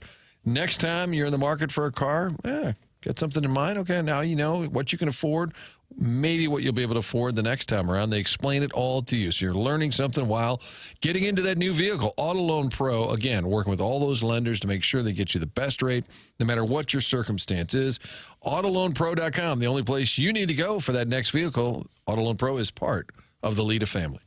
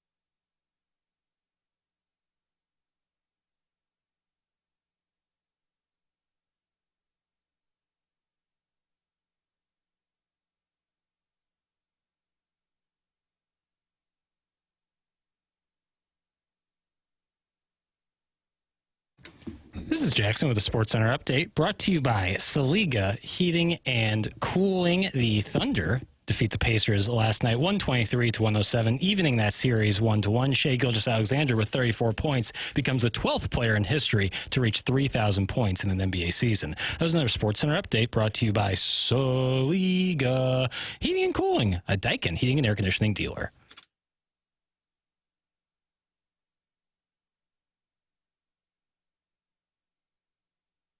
It's the 9 o'clock hour here on the Morning After. The 9 o'clock hour is presented to you by Mark Hanna of Evergreen Wealth Strategies. And joining us in studio here for the 9 o'clock hour, Doug, he's over on your right. His name is James Carlton. I saw him standing over there. Hello, James. Just awkwardly standing here. Good morning, everyone. It's been a while. James? Yeah, I'm doing well. It's been a while. How are you guys doing? We're wonderful. What's going on with you? Tell us what's going on with you. I need to know what the good word is. Okay. I usually go to the Tim McKernan Show podcast for my parenting advice. QFTA last week's episode called Hi-Ho Silver. I'm riding my Sibian. Did you have a problem with the way Jackson spelled I never Hi-Ho? noticed it, but until you brought it up on the show, yeah, that's an unusual way to spell it, but I trust his grammar, so yeah, that's the way it's spelled. But so I go to the Tim McKernan Show for parenting advice, and I remember a little That's the place anecdote. most people do, Doug. Right? And I remember this anecdote that your son was trying to buy a toy for, some money he had saved up. Yes. And he didn't account for the taxes, and you weren't going to go in there and just It's not the way it handle works. the difference. We're gonna learn and lessons. So I'm like, man, I have so much to learn from Tim on how to be a dad. Our Clip kids that are, off. Our kids are very similar ages. So this is what I decided to do last week, and not this past one, the week before. I'm like, you know what? My kids are always griping. They're always spoiled about they can't get this stuffed animal at some airport. I'm gonna take them up to North City. And we're going to go get some supplies from Sam's, and we're going to drop them off at the Urban League. And there's some severe devastation up there, right? Oh, yeah. Doff my cap to But you here's for the that. challenge. Every night now, my son is waking up. He's 5 with like nightmares of a tornado coming. So I went from trying to, hey, show them, listen, there's some people really suffering out there. Let's go see if we can make a difference. To now I'm causing my kid nightmares. So I just can't win as a parent. So you screwed him up for who knows? for He'll years be to in come. therapy here soon, because of dad just showing him some chaos. And Well, so, you have a basement, right? You just say, we'll go down to the basement. We'll be and you know what? We're entertaining the idea of getting some football helmets. I like that idea. Oh, sure. Yeah. Not a bad idea. Doug Vaughn's tornado helmets. Just all sitting down there with our football helmets. So Doesn't it make sense? I think it does. That's how you get yes. hurt. Things fall on your head. Absolutely. James, we haven't seen you, as you made note of, in about a month or so, and we're only a handful of months away from the start of the college football season. How many games are you planning on going to? Because Missouri's home schedule is glorious. Pretty good, yeah. Well, certainly September 6th. You know that. Rock Chalk Jayhawk. I would say, on the schedule, if there was a loss and that was it, that would be the longest drive home. I couldn't handle losing to the Beakers on September 6th. So. Gabe's postgame show would keep it coming. My God. Yeah, that's a good point. I bet I'll go to, the majority, 80%. How about that? There's a season ticket wait list, and it's pretty deep. Wow. I can't remember the last time that happened. I'm sure, maybe 13, 14, something like that. But so there's a lot of enthusiasm. I think the defense is going to be really, really good. And another, nod to the Tim McKernan Show podcast. I think you and Jackson were having a conversation about, if Sam Horn was named the starter, I think that would be a good thing. Yes. Because it kind of feels like it's Bo Pribula's job to lose.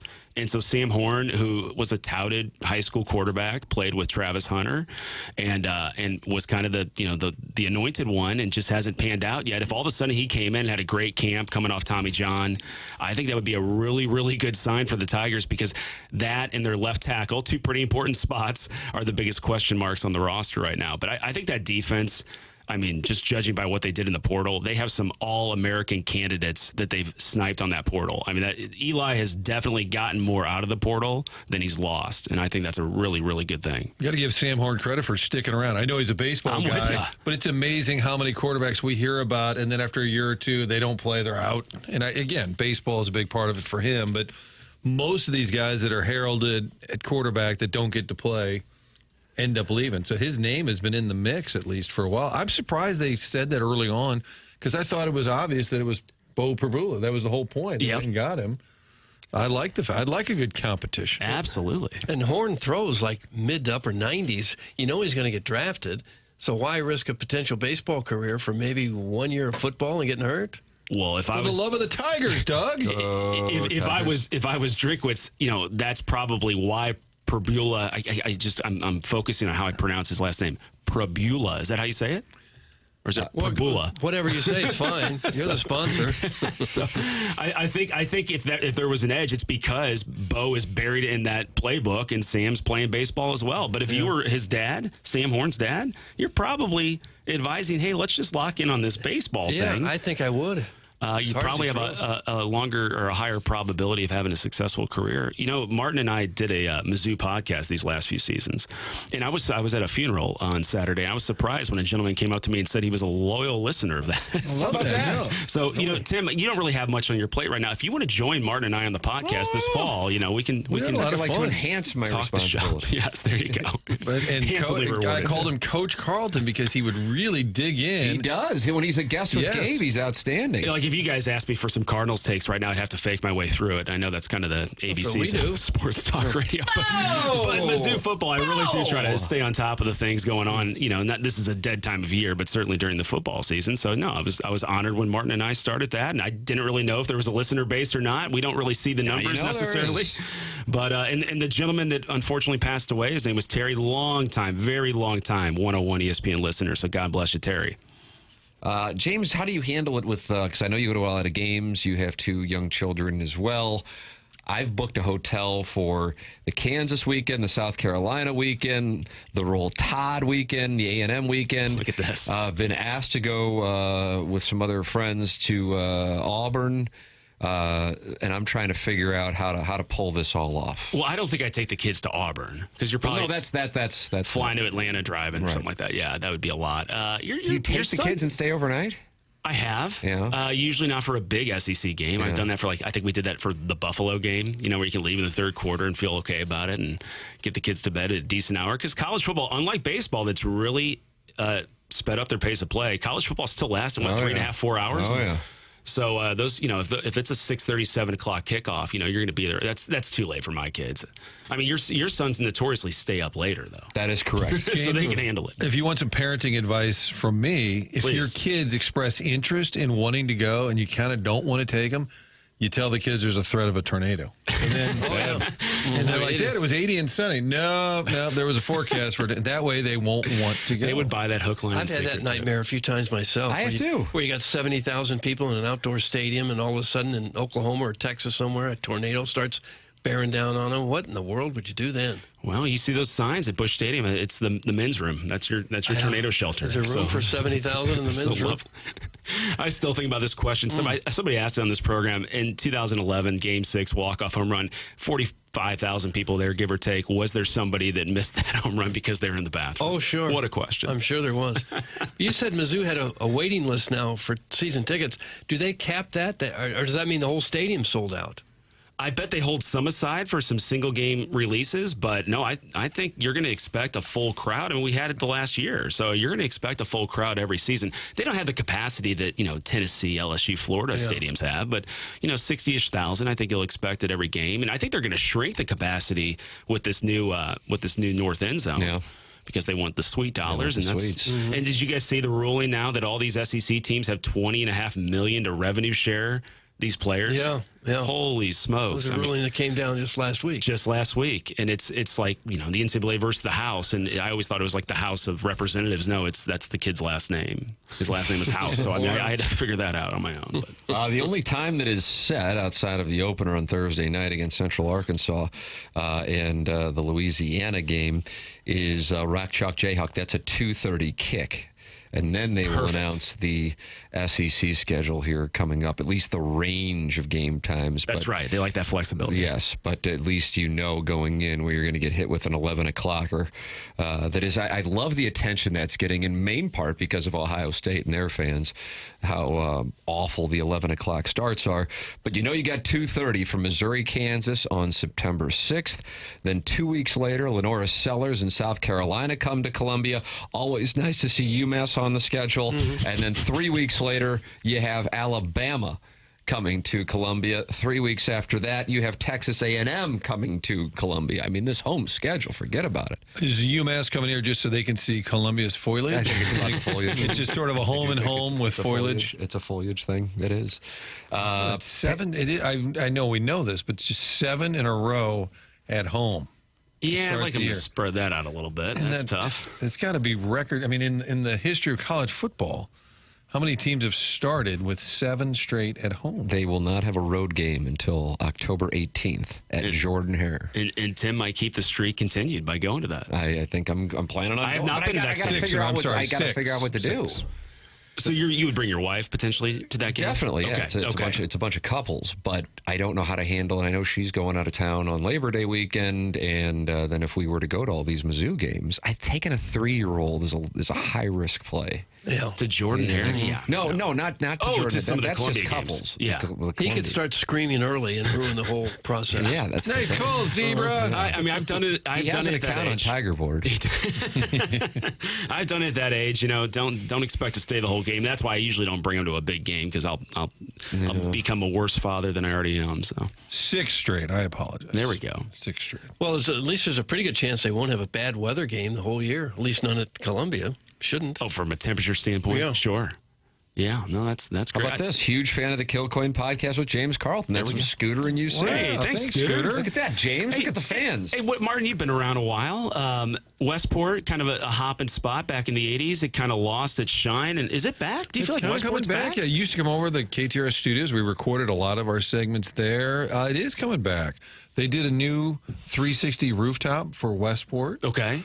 And then they've added a couple of new restaurants. Yeah, I think they put a lot of money into it. The old Aucklands, who also did Union Station. Yeah, Westport's coming around. Doug, back in the day, it was Aunt Heidi's was a hangout. Do you remember Aunt Heidi's? No, it must have been a little later than that. Burnham's was big. Okay. Burnham's was a big place. I would say mid-'80s, Westport was rocking. Oh, yeah. And then it really cooled I'm off. surprised it hasn't always been rocking because it's kind of the location's perfect. It's right in the middle of the population base. Yeah. There's free parking. You feel safe when you go there. There was 2 or 3 different bars you could hit when you were there. It seemed like the perfect spot, and it was there for a while. I don't know why it experienced the problems that it did. I guess maybe downtown took a lot of the young folks away. And now it's coming back around. Yeah. I think the podcast kind of got people talking again. That's what I was thinking as well. I mean, Doug, you worked down at the Landing, for 3 or 4 years? Is that back? Glory days. Well, it's not really back, no. It doesn't seem like we were there 3 or 4 years. How many years were we there? 1 or 2, maybe? 2007 to 2010. There we go. I guess it was 3 years. Above the Smut Shop and the Show Me's. And there was always and then when you would win the email of the day, Martin, you would get a wing and fry party for 20 people. It seemed like a hell of a prize. Was it a Show Me's? It was a Show Me's. A wing for and 20 fry people. party. Like for 2 people, I would have been like, that's a nice prize for 20 people. How many people cashed in on that? I'd like to hear some stories. I am sure there are some current listeners who went to the wing and fry party for 20 people. Okay. But you read about it in the Business Journal or Post-Dispatch. There's money that's supposedly flowing into mixed use for office and entertainment down on the Landing. And they're going to beautify that riverfront that you've been calling for since I've been listening to you, God, Doug. let's hope. Let's hope. Yeah. We need a hero in this town. We need a hero. Just build around the old spaghetti factory. Just use it as your base. Ground zero. You build out from there.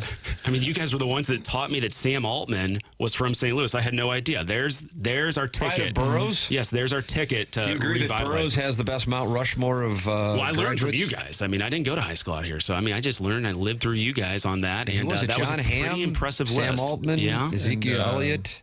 And he said the actress that got Ellie in hot Kemper? water. Yeah, Ellie Kemper. Mm-hmm. That's right. It's a pretty good Mount Rushmore. But Doug's Kirkwood Mount Rushmore is pretty damn good. Wasn't bad, yeah. I mean, where I live, Webster's not too shabby either. I didn't realize till Vincent Dave Peacock went to Webster Groves High School. He's a statesman. Yeah, and he's been a big contributor to the St. Louis area. Redid that Moss Field. He did. He was a Peacock's big reason. on that. Coach Carlton's part of that. Yeah. Boy, did that field Dave need it. Peacock did that? He did the field? He made a nice contribution. Let's put it that way. He was a part of the renovation there. Yep. Eric Stisser had everybody on speed dial, I believe. Over there. Some of these high school fields now, football fields and baseball fields, Yeah. it's just incredible. Absolutely. I mean, I drive by that one. I've never been to it, but CBC's looks gorgeous. I know. off 40, you could play professional games on these fields in high school. My day at Kirkwood, we had a dirt patch, and we were happy to have it. Just a dirt patch, no outfield fence, no grass infield, no dugout, nothing. Dirt lights. patch. Now they've got it all. The Kirkwood High Field, and there's a lot of them in the area. They look like major college stadiums. Yeah. Doug finally said it. Back in my day. Yeah. Back in my day. Did you play football? Just as a ninth grader. Okay, because you're a big hoop star and baseball star. Right. I weighed about 150 pounds. It's 50 more than I would. Humble brag, Tim. Yeah, my dad said they'd put the real good athletes at quarterback in the skilled position, and then he'd be stuck on the line, blocking these guys. Whoever's Blocking big. left tackle, blind side. James Carlton, Carlton State Farm Insurance Agency. He's online at carltoninsurance.net. He's my insurance agent, and he has been for 6 years. And there is a very good chance that James and his team can save you money. You have about 60 seconds to invest to see if they can save you thousands. Caller Ellen texted me last week. We had a James great said, conversation. She was fantastic. I am finally a James Carlton Yes. client. She goes, I can't believe how much money he's able to save me. 314-961-4800 to go online at carltoninsurance.net. Great to see you, James. Likewise. Have a good one. There he is. That's Thank you. James Carlton, the Carlton State Farm Insurance Agency, with us here on TMA. Arbor Day says the landing in the AT&T building or the football to St. Louis's Charlie Brown. Every week the Business Journal does a story on a new mega project. The next week it fell through like the precious 500 times. I blame Doug. That's from Arbor Day. It is my fault. Well, it is true what he said, though. It does feel like we constantly read these stories about how new developments coming in, and then nothing ever seems to happen. Apparently, the problem with the AT&T building is parking. It's got that enormous office building there, the biggest office building in the state, I believe, and it's been completely empty for at least 10 years now. There's just no place to park. If you fill the building up, I guess there's a few spots for the presidents and the CEOs of the companies, but the worker bees have nowhere to park. You probably not great. Film a movie or two in there. If anybody needs a tall story building, film a movie. Why don't we market it that way, Doug? Or maybe an escape room. An escape room. Cool building. An escape building. Yeah. Email in your suggestions for the Design Air Heating and Cooling email today, the morning after at InsideSTL.com. This program's called TMA, and it's presented to you by Brown and Crouppen on 101 ESPN.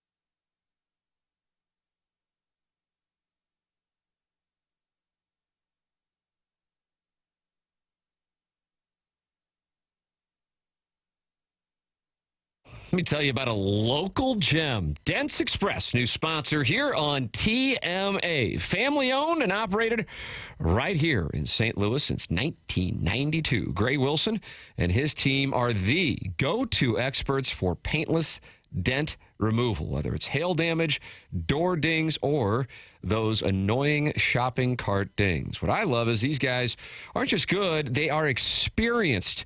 Their techs have been with them for over 20 years. That means you can trust the people working on your vehicle. They offer free evaluations with no appointment necessary, and they'll even handle everything with your insurance. That's right. You drop it off, and then they take it from there. They're open Monday through Friday from 9 to 5 and located right here in the St. Louis area in West County. So call 636-227-5050 or just swing by and tell Gray that I sent you. That's Dents Express, St. Louis's leader in hail damage repair.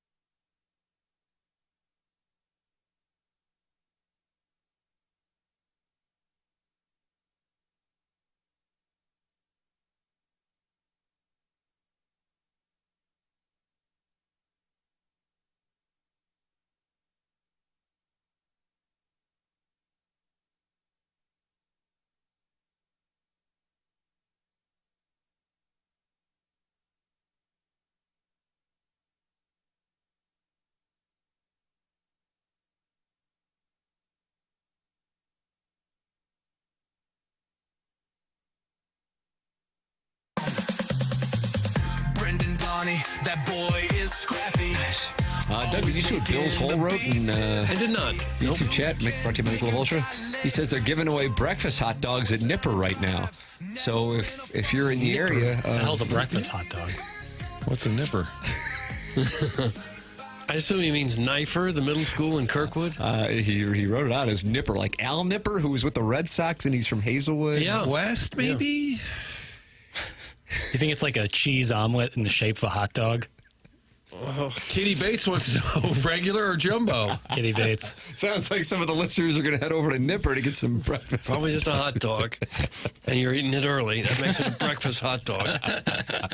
Well, they're giving them away. Brad Thompson is with us every Monday at 9:30 to give us his perspective. And he joins us right now on the Callier and Thompson phone lines. Morning, Brad. Good morning, guys. I think I might be out on a breakfast hot dog. Where are you guys at on that? Yeah, I'm not eating hot dogs. Doug Much less food for shames breakfast. us on this program, Brad. So if you enjoy a good meal, don't do it around Doug. Well, look, you guys food shame me for not liking seafood at all. You said all I order is tenders and cheeseburgers, which I'll be honest, I like both of those things. Sure, those are good. But yeah, hot dogs for breakfast might be a no, unless we're tailgating. If we're tailgating, I'm totally in. Yeah, and if you're golfing and it's at the turn, you've played the 9 holes and it's still kind of early, then maybe I'll have a breakfast hot dog. If you're That's about starting it. your You Monday work off for with a that. breakfast hot dog, are you kind of giving up? You are. Yes, you are. That's actually a great call. You might as well quit. Whatever goals you had, whatever the things whole you wanted to week. get done this week, Shut it they're not down the happening. week. sets If the you have a tone. breakfast Yeah, they're hot not dog on Monday at 9 o'clock, just turn the page to next Monday and see if you can get it right. You're not going to the gym, right? You told yourself over the weekend you were going to be better. You said, today's the day. Like, this is it. This is where I turn the corner. And then you had a breakfast hot dog. You're done. Right. Just go on home. Go on home and be quiet. This is Brad Thompson every Monday here at 9:30 on TMA. The Cardinals win the series, most importantly, and they're now 12-8-1 in series, but they're going up against the Dodgers. And let's start with what took place on Saturday. I loved watching that baseball game. I know the conditions made it the air thick, as you guys were noting on the broadcast, but that kind of game where every pitch matters and it comes down to the end, that was a thrill, and I think it also was a great win for those guys to beat that team in that fashion. What was your perspective on what we saw Saturday, Brad? Yeah, look, I know that every game, we talk about each, one day at a time, and every game means the same. And in the standings, it absolutely does. But when you're playing against a team like the Dodgers, star-studded, packed house, it feels different. So I don't know how many people had the Cardinals, I don't think that I did, holding them to 1 run over the first 19 innings of this series. But it was amazing. And you're right, that Saturday game, it was every single pitch could have turned the game. Every single ball in play, if a play's not made, if a cutoff man's not hit, if there's any sort of a bobble or a misstep, or a guy like Mason Wynn not aggressive in a situation like he was. Like, those are the games, and that's what they're all about. I know that a lot of times people want to see the home runs and want to see all this high-flying offense. Love games like that. Bullpen stepped up. The starting pitching in the first couple of games, awesome, with Sonny Gray and Eric Fetty. Phil Maton coming up in a big spot, getting a couple of punch-outs. That curveball was just unhittable. Everything about that series was a blast. It was just an awesome atmosphere. And more work to be done, man. The Blue Jays are coming in hot, too. So it's been an entertaining homestand to this point. And even though players, coaches, manager, they always, it's not a barometer, it's not a litmus test. Don't you think they feel a little bit that way when the series is over? Like, hey, we hung with the Dodgers. We beat them 2 out of 3. Do you think as a player, can you help but think that way? Yeah, I think that there is a little something there, right? You are focused on every single day, and you realize that a victory against the Dodgers doesn't curry you any favor in a series against the Blue Jays. But this is a team that external expectations were not crazy high coming into 2025. Internally, they definitely had a much higher belief in their skill set than maybe the outside world did, and they're just reaffirming it over and over again. I mean, this is a confident group, and Arenado talked about it after his walk-off winner about the crowd and the energy and how it does make it feel different. So I definitely think there's something to that. You have one of the best teams in baseball, one of the best offenses certainly in baseball coming in. The Dodgers will continue to get get better. They got 17 pitchers on the IL currently and 3 position players. Their IL salary is probably higher than most teams in baseball, their payroll. So they'll get better and better. But the fact that you shut them down, absolutely that breeds confidence within a clubhouse. What did you think of the playing of the Matt Adams home run against Clayton Kershaw? And Kershaw was asked about it yesterday after the game. He was not happy at all, I guess, that they played it. What did you think of that whole deal? Yeah, dude, I'll be honest with you. I didn't see it live. I didn't see any of this until I saw some of the headlines pop up this morning. So did they just, when did they play it and how long was this going on? Do you guys have the details on this? Because I'll be honest, I haven't dug in on it. I played before the game. And I did notice a couple of texters said they did it on Friday as well. So somebody with the Cardinals, I was asking for, because you know how they have a continuous loop of big Cardinal moments just over and over. Sure. And I was asking because that's a pretty good one with Matt Adams, if it was in that loop and it just was more notable. But I was told that before the series, they had Cardinals and Dodgers moments picked out for the Jumbotron. That was before Kershaw was scheduled to start on Sunday. After some debate, we decided to run it anyway. So knowing that it might, I guess, get his attention or bother him. But I guess it ran all weekend as part of their Cards-Dodgers moments. Oh, hang with them then. You're a pro. You'll be fine. Look, I get it. So Tony La Russa, as you guys very well know, hated bulletin board material, right? Nothing that would have the other team thinking one way or the other, right? Play it straight. So I got a feeling Tony wouldn't have enjoyed that playing, just poking at the opponent. I'm guessing, did you guys already talk about Tony and how this would go? Yes, because the cat said when Bill Hall was hitting in 2006 at the new ballpark, the Brewers are overrated, and it really irritated the skipper because it was bulletin board material. Yeah, he's big about that. So, that was one maybe he wouldn't have loved at that point. But if you're playing highlights of everything, of the great rivalry back and forth, I don't think that is a bad thing. I'm sure, obviously, they knew that there might be a little brushback.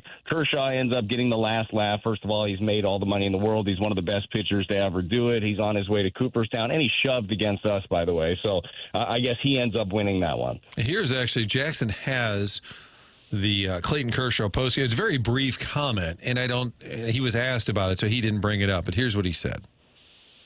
I think it's a little bush league, but I don't expect anything less from these guys, so it's no worries. The surprising part to me is he said, I don't expect anything less from these guys. That surprised me. Back and forth over the years, huh? Yeah, I guess he's just kind of sick of the narrative that the Cardinals got him pretty good in October a couple of different times. But I thought he probably had a healthy respect for the Cardinals, but maybe he's a little sick of them. Yeah, that's some Mickey Mouse BS right there. Oh, it goes back. See, it goes back to that. Was that 2013 NLCS, Doug? I don't remember. I don't know. But you know what? I like rivalries. Yep. I like back and forth. Honestly, it's one of my things that I miss the most in baseball. I don't feel like we have that. I don't feel like you have a team coming to town and you're like, whoa, here we go. Like this current homestand, when the Royals were coming in, I go, there might be some fireworks here. Contreras is probably going to get hit in this series. You guys remember he spiked India. It looked bad. India couldn't play the next day and figured, all right, they're going to take a shot at some point. If it were my teammate, I would take a shot for him. And they didn't. I just don't. We don't see that in the game anymore. I wonder if it's because teams don't play each other as much.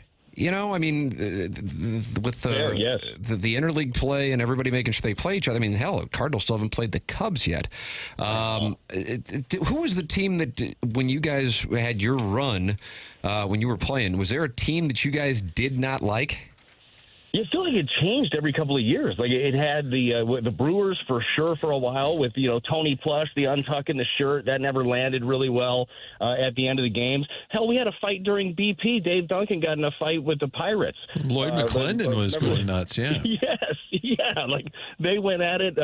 Everybody, they were hitting. We were all playing cash, and everybody met at the batting turtle. So it was every single year. It just seemed to be another team. Obviously, everybody remembers the Brandon Phillips, Yadier Molina, that whole dust up. But it always, and not that you don't want to fight, right? That's not something that you're necessarily doing. But when you have a little bit of bad blood, it makes me want to tune in. If I know two teams that don't like each other are going at it, I'm interested in that. But maybe that's just maybe I'm just old like that, where I dig that. But either way, I enjoy it, and I think that Clayton Kershaw with his comments. That's fine. He can take his shots, and he's had a great career. Cardinals will get a chance to see him again in L.A. But if that's the last time that we saw Clayton Kershaw at Busch Stadium, because I don't know what the future looks like for him, a pretty impressive one for the future Hall of Famer. Dusty giving Tony the middle finger from the dugout is one of my favorites. Yeah, the Reds brawl, and then Niger Morgan was the one who was just always talking crap. I forgot about the untalk. So when the Brewers would, was it Mike Cameron, when they would win, they would just start. I think it was Niger Morgan. Tony Plush was his alter ego, right? And That's he would undo it. What's your alter ego, Brad? Do you have an alter ego? I haven't come up with one yet. I'm gonna do it though. Yeah, I don't know yet though. I got to pick a character. You must have been involved in a few on-field skirmishes, though, where you had to run in from the bullpen and grab somebody. Did you have any of those? Oh, yeah, those are always the fun ones. The pullback guy. And the big rule to that is never grab your own guy. Never pull your own guy back. Grab theirs. The last thing you want to do is hold your own guy's arms down while somebody else is trying to get at him. You learn that one quickly. But generally, by the time the bullpens come in, as you're chatting with the other bullpen on the way in, things are usually de-escalated by that point. Yeah, the best is when it's those double-decker bullpens and they let the other team go and out the door. Like, please go ahead. Sure, I'll see you out there. It's so ridiculous. It's so ridiculous. How often do players in the dugout yell at the other team? And can you even hear them if they are yelling at you? Oh, yeah, you can hear them for sure. And it happens in series. I wouldn't say it happens often, but you can definitely hear when it does. And I love that. I love that chippy back and forth. I mean, we catch it on some of the microphones sometimes. I'm sure you can catch it on TV of guys chirping back and forth every once in a while. So it is more noticeable on field level. I don't know how the acoustics necessarily work in a stadium, but for some reason, you might not hear the fan yelling, "Hey, you suck," but you do hear the guy on the other team yelling at you. Huh. So McGreevy pitched on Sunday, and I guess the plan is he'll stay in the rotation. So is the sixth man just that time of year they're worried about arm fatigue? Yeah, they're in a span since that doubleheader against the Royals of 28 games in 28 days. Got an off day coming up in between Milwaukee and Chicago, but a whole lot of baseball. So it's one where you're just kind of buying innings for everybody, and you're also buying opportunity, I think, for McGreevy, who outside of that second inning, who gave up 3, thought he made some adjustments, pitched well after that, and he pitched so well every single time you've given him the opportunity. He was pitching great at Memphis. So kind of just gives you another chance to get a look at him at the big league level while saving innings for everybody else. I kind of like the idea, and I like he's been a gamer the entire time. Steven Matz, I like keeping him in the bullpen right now. So having that hybrid role with him where he can give you a couple of innings in the middle to bridge to the back end, or he can be the back end and shut down a game. I like him and the ability to keep him in the bullpen. We talked a little earlier about how many pitchers the Dodgers have had on the injured list this year. And it's not just them. It's all over baseball. It's been going on for years, how many pitchers get hurt. Do you have an opinion on why that's happening at such an alarming rate? Yeah, I think it's a culmination of everything, right, Doug? I mean, it's guys are throwing harder than they ever have before. I think kids are specialized much younger than they ever have before, so it's just more pitches, more reps on your arm. It's just higher torque. We're selling out for spin also, so you're really trying to get on some breaking balls and you're chasing numbers for some of these guys. So I think that there is a lot of it, and there's more max effort even out of your starters. This isn't a bullpen thing anymore. I think a lot of times the narrative or the thought process for a starter is, hey, give us your best 5 innings, whatever you got. And then we've got 6, 7, 8, 9 in the bullpen that all throw cheese too, so you're going to be fine. Very rarely do you see hey, first time around, all right, let's establish my fastball to both sides of the plate. Second time around, here comes the breaking ball, and setting people up knowing that you're going to get a third time around. You just don't see that anymore. So there's no conserving of your pitches, conserving of your energy at the big league level. And just the idea that throwing a baseball is completely unnatural. Getting your arm in these positions, opening up the elbow, the shoulder the way you do, it's just not natural. But I think it's a little bit of everything. And I'm not sure that there's a good fix for it, because I don't see us going back to the Greg Maddux in-out pitching movement. I just don't see that coming back to it. Brad Thompson, our guest here on TMA 101 ESPN and the TMA STL YouTube channel. You can watch the conversation at youtube.com/TMA STL. Ken Rosenthal wrote a column over the weekend, Brad, after Corbin Burns went out and will be out for a good long while now with having to have surgery, and he just signed a monster deal with the Diamondbacks. And then he not only talked about the ramifications for the Diamondbacks and what it could look like for them at the trade deadline, how that could impact other teams, of course, at the trade deadline, but then also organizational philosophies with regard to long-term starting pitcher contracts, and Burns being another cautionary tale. You look at it, of course, from the player perspective and from the pitcher perspective. What do you think about organizations and the commitment to long-term starting pitching contracts and the inevitable, it seems like, injuries that come? Yeah, if I'm putting on my front office, let's call it bow tie, whatever you want to put on. If I'm putting on my front office bow tie, I am not committing long-term deals to starting pitchers. Like, I'd be very uncomfortable with 5 years. Like, I think that's about as far as I would go for a special player. Now, if you have a guy within your organization that has not yet been a free agent, I wouldn't be as worried to buy out some years of that and see if I can get some value. But it really is one. You just know that at some point with these long-term deals, you're buying a surgery at some point. Like, that's going to happen. So if you can factor that into your math, if it ends up making sense, also if it is a piece that you truly believe puts you over the edge, then yes, like you can do that. If you financially can weather the storm with it. You can also add other pieces, but it does not seem like a great value piece to sign a pitcher for anything more than 3 years, really, at this point. The issue, of course, is many organizations would love to be able to sign somebody for 3 years, but then they're going to get outbid by organizations that are in a position to take on that risk. And as you said, kind of pencil in a year or two where you're going to lose that. And that's where we get into the economics of the game. I think the Orioles gave Burns a higher AAV by $10 million a year, but he opted to go with the Diamondbacks because he got the larger overall contract package, and then Baltimore was left on the outside looking in. No, and you're absolutely right. Look, there's always going to be somebody that's the price of doing business. And that's why it's so incredibly important, really, like for your entire roster. But I think it's so important to be able to draft and develop your own pitching. We saw the Cardinals with a pipeline of their own pitching for a really long time.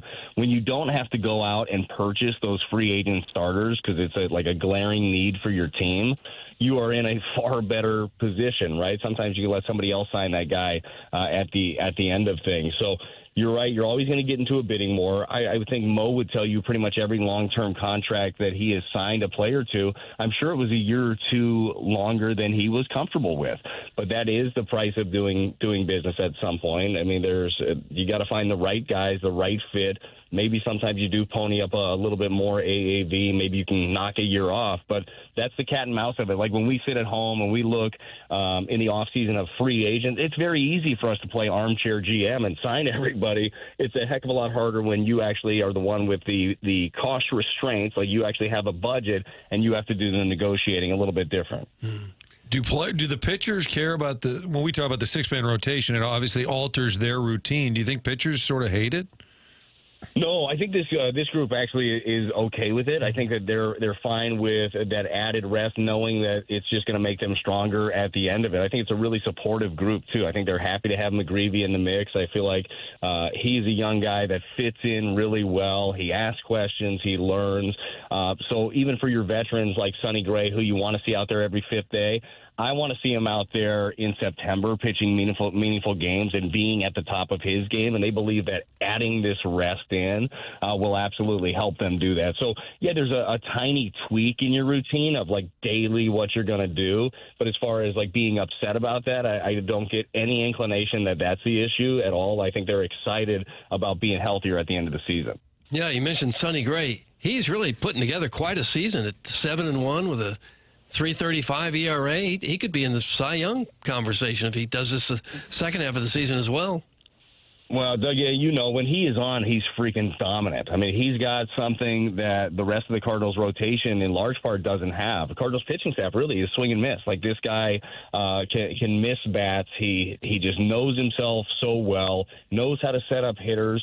Like, excuse me, I enjoy his sequencing, the way that, he'll go up and in, down and away, double up. Like, he's just so intelligent out there. So, if you can do anything to keep him more and more healthy, I think that you do it. But you're right. He's putting together a special season. He is must-see every time he gets out there on the mound. And hopefully we see more and more of that out of Sonny Gray. And hopefully we get a good one tonight out of Andre Palante, a little bounce back after that fifth inning mishap against the Royals.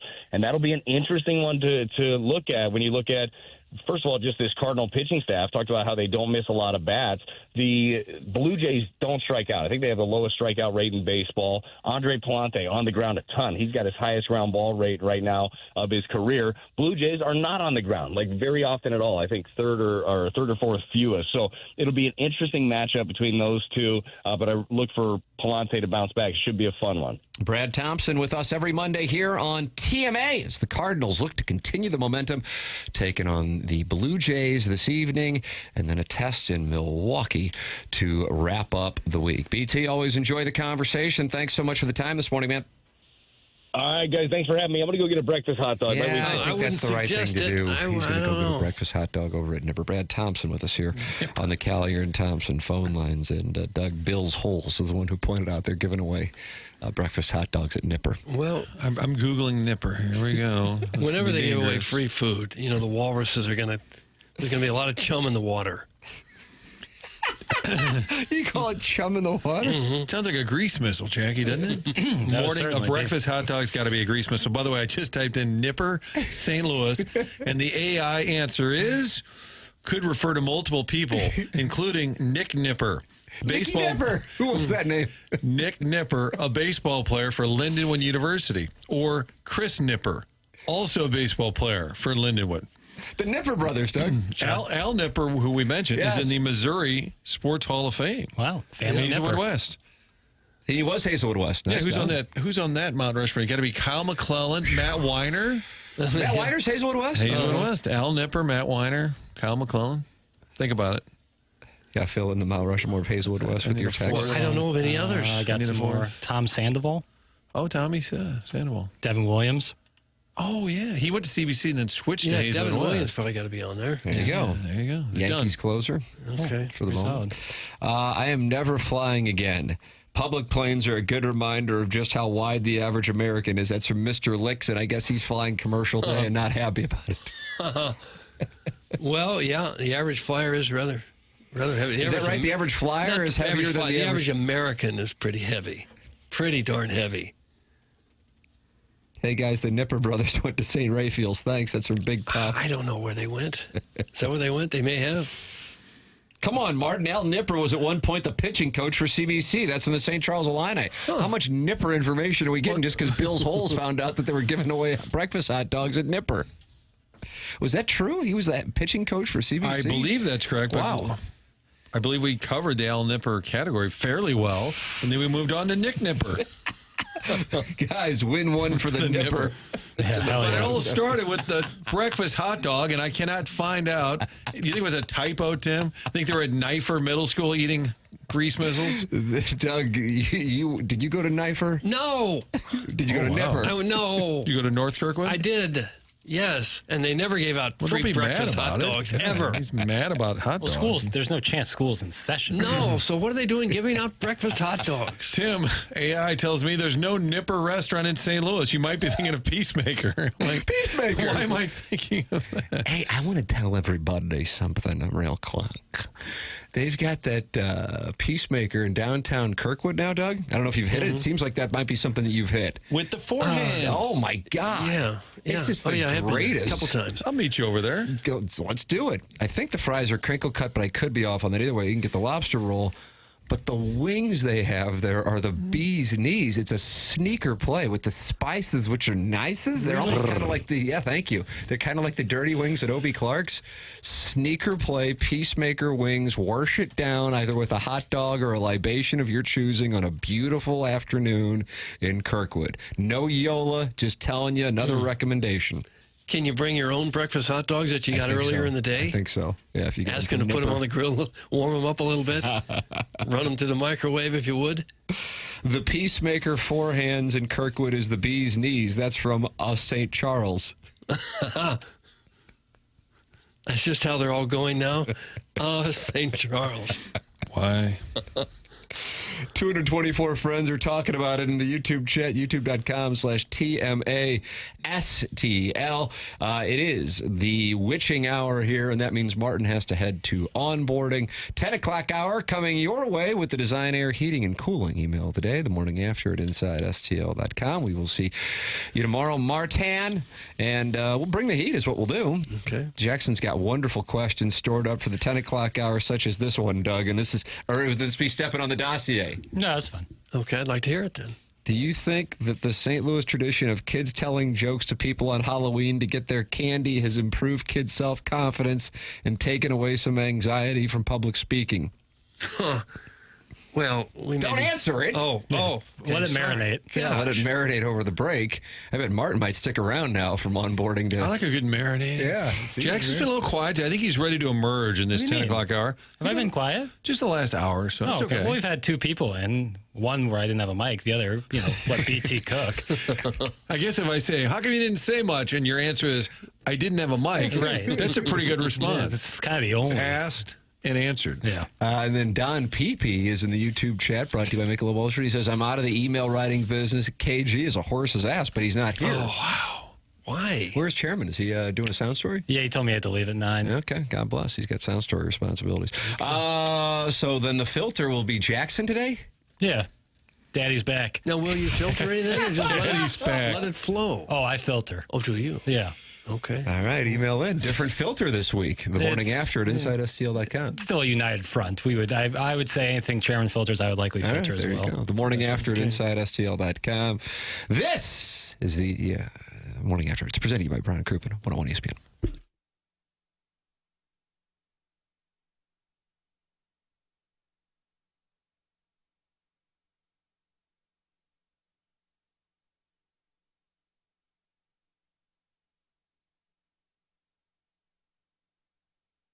Our friends at Together Credit Union want to talk about the St. Louis Zoo. Did you know the zoo cares for about 12,000 animals that represents nearly 450 different species? The St. Louis Zoo's impact on wildlife and conservation is significant. It's why Together Credit Union and the St. Louis Zoo teamed up to offer the exclusive St. Louis Zoo debit card. St. Louis Zoo debit card rounds up the change from your transactions, donates that money back to the St. Louis Zoo. Those donations help further the zoo's mission of animal care and management, wildlife conservation. In addition, when you have that zoo debit card, you're going to get special perks like membership to the zoo that gets you discounts, attraction tickets, parking perks, much more. And if you sign up now, you get that sea lion plush toy, all of it when you get the St. Louis Zoo debit card. Get it by going online to togethercu.org, the website, or stop by any of those 14 area locations for Together Credit Union. Don't wait. Sign up today. Support the St. Louis Zoo. Visit togethercu.org for full terms and details. Together Credit Union is federally insured by the NCUA.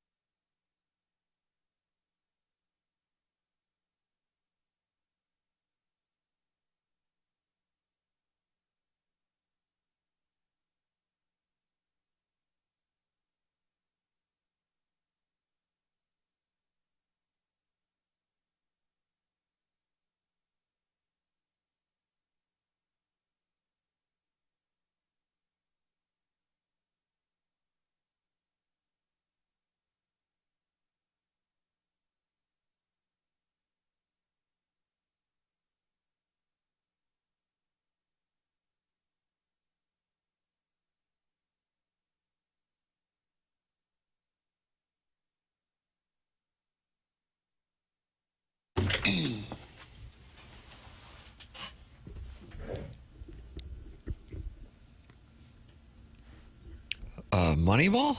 Mm-hmm. And that is the theme today? Today is Aaron Sorkin's birthday. So I figured one of his best works. What's the Mount Rushmore of his works? That's a great question right there. Social Network and Moneyball for sure. You probably have to go West Wing. And then A Few Good Men. Yeah, feel really good about that, actually. Okay, well, don't feel that good. Couldn't be feeling more great about confident in it. that. Yeah. Okay. About the Newsroom. Newsroom, other receiving votes. That one's, people are 50-50 on the Newsroom. Are you in the business of pleasing people? No, I love the Newsroom, but I would say that those 4 works are better than the Newsroom. I bet there are plenty of people out there who don't like the West Wing. Yeah, but it's a pretty dynamic show. Pretty outstanding. You know what? Tim's lighting's not what I'd like to see again. I know.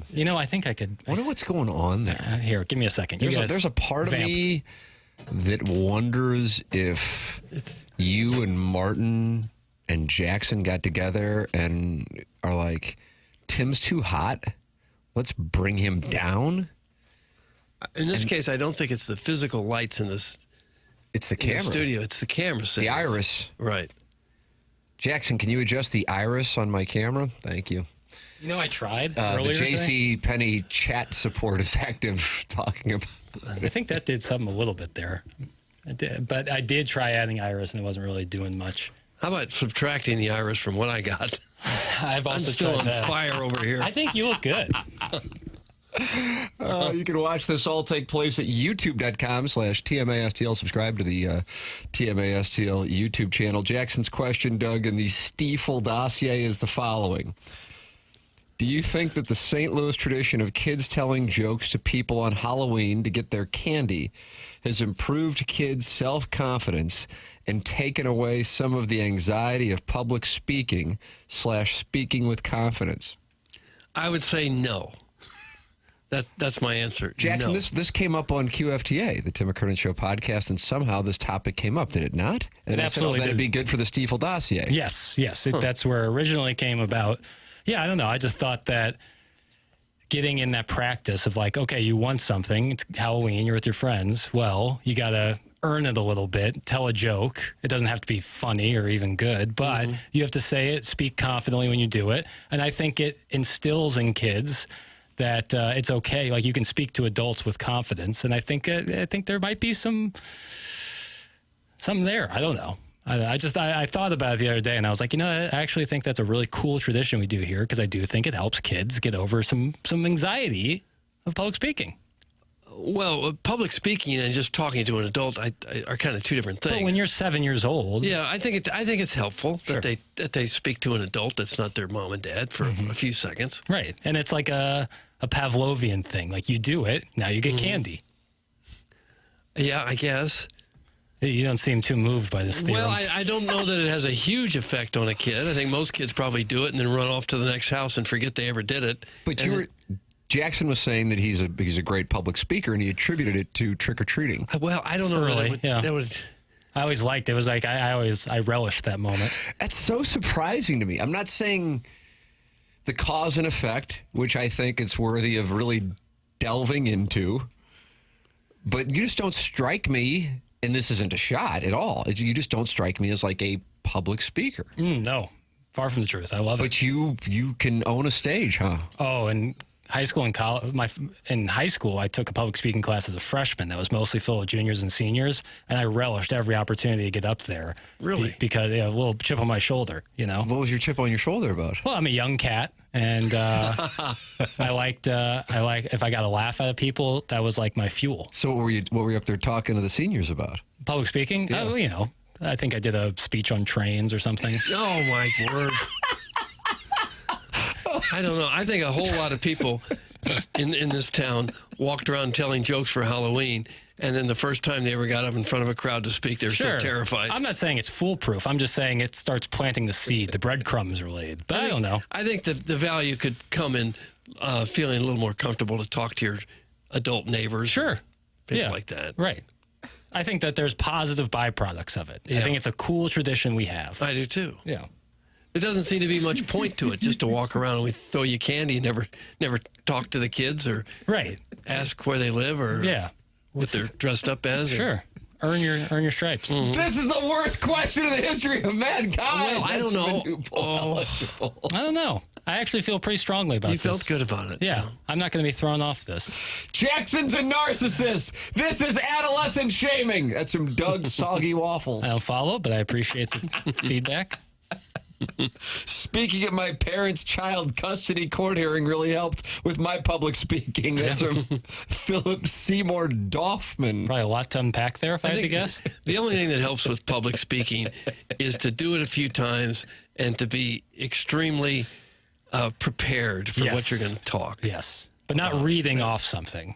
Reading off something. Right. I've been to a couple weddings recently. I always love it when the speakers are not looking at their phone or a piece of paper. Like, they might look back at it just to reference something, but they are looking out to the crowd. Anytime I give a speech at a wedding, I have a teleprompter brought in. Do you? Wheeled in. Yeah. Makeup gal, too, probably. And there's nowhere to hide it, too, so it's got to go right on the dance floor, right in the dead center. So you're not really pulling the wool. Are you delivering a speech at Sweet Sweet Kai's wedding, which you're going to miss the Plowhawks wedding? No, I don't think so. No, I don't think. Although I'm always ready. Just no. I don't know. It's one of those things. It's like when there's a guy you cover, is doing our thing, Doug, in the locker room, you can kind of tell they'd be good on television or radio. I feel like that's the same thing with public speaking.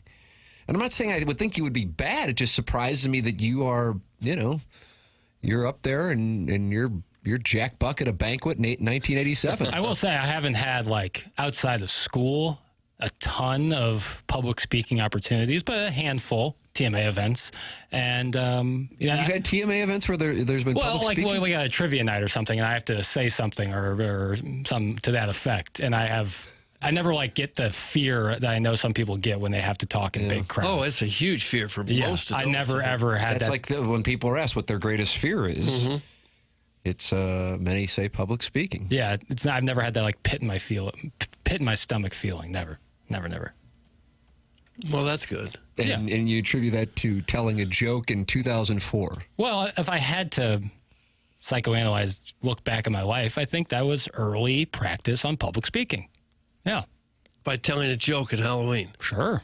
Have to speak clearly, can't mumble. You got to speak up. You got to look people in their eyes. I think it teaches a lot of great lessons. And then at the back end, positive reinforcement, you get a piece of candy. I think it's a great thing. And if people have a problem with that, I don't really give a rat's ass. Hey, come on now. Yeah, I like it. When I lived in Miami and up in Minnesota, kids would come by and I'd say, "What's your joke?" And they'd look at me like I had three heads or something. What joke?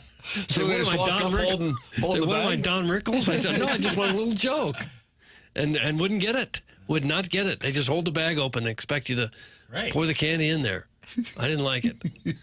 Is this TMA or is Jackson on the air working through a therapy session? That's from the lines can blur sometimes, certainly. But no, this is team. Well, welcome to the program. Is Papers just as comfortable wearing a diaper while swimming as he is public speaking?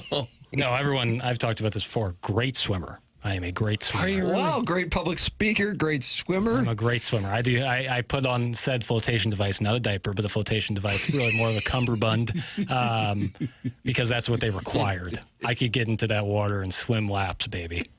This proves Jackson's a cuck. How? Because he's a good public speaker? I don't get it. We're going to need you to show your work on that one, whoever that came from. That's from Average Size Shabangas. Oh. Did I put that name in there? I just read what's in the telepro. What's your favorite stroke as a swimmer? Freestyle. Yeah. Oh, is it really? Yeah, sure. I never liked backstroke because your ears are in the water, but your eyes are out, and it's a weird feeling. I can't see where you're going either. Hit your head or something. Yeah. Great show! Cardinals take 2 and 3 against the Dodgers, and we're talking about Jackson's public speaking. Some bishing about sports, Doug. Literally bishing about sports. Yeah. Well, we covered that in the first 2.5 hours of the program. Sort of, yeah.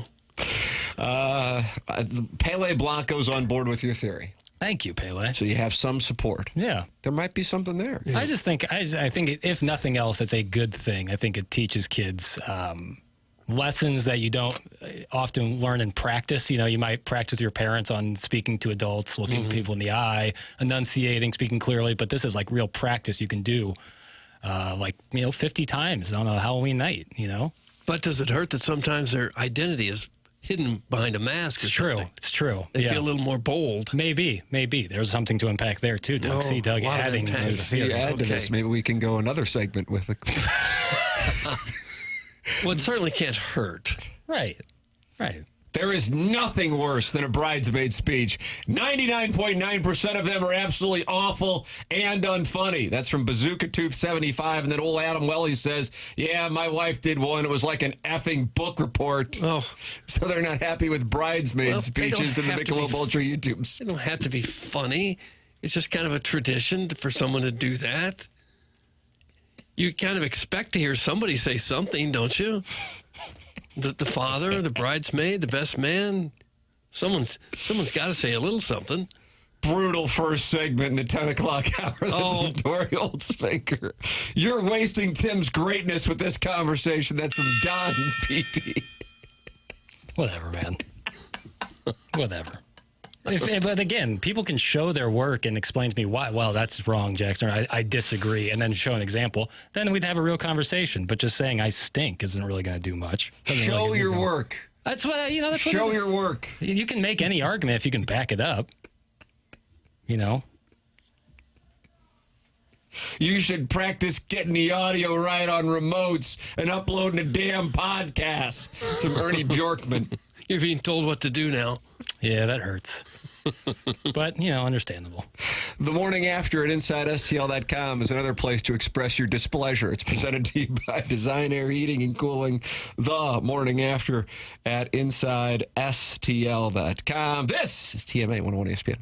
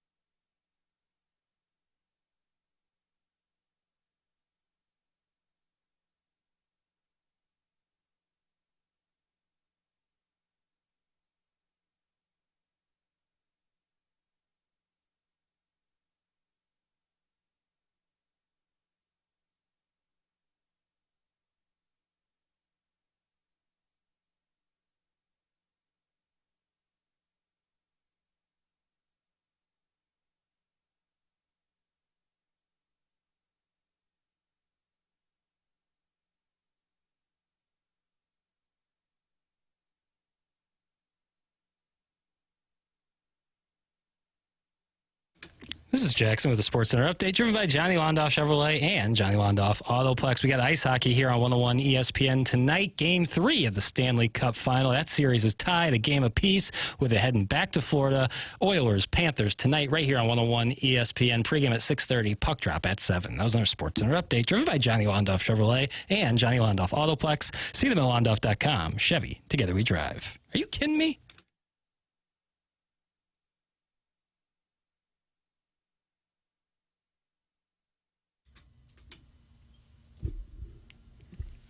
Well, as the Battlehawk season comes to an end, we put it in perspective by playing from 1985's Teen Wolf, a score titled on the album, Boof. Oh, is that what it was? Well, that dome's going to be a sad place now that the Battlehawks are done. Yeah, otherwise, how many will show up for the championship tilt without our beloved Hawks there? 62,000? I don't think so. Any idea what they got last year? Couldn't have been much. I left the crowdsourcing industry years ago. I didn't. I'm very much in it. How about this, Jackson? This will lift your spirits. All right. Jackson, you and I don't agree on everything, but I think you do an amazing job. You're well-read, well-prepared, and you care about your job. Thanks for all you do for the station and for the fans. That's from DJ Patty Cakes. What a How nice about text. that? That's outstanding. How about that? Thank you, DJ Patty. That's very kind of you. Incredibly kind. Appreciate it. Yeah, that's very kind. Thank you. Sharon and Clayton is not happy, but not with Jackson. A bridesmaid speech is not for the Neanderthals at the reception. It's for the bride and her friend. You're not supposed to like it. As if bridesmaids want to hear some of the best man's bro stories. Hell to the no. Oh. That's from Sharon and Clayton, and she said hell to the no. She sure did.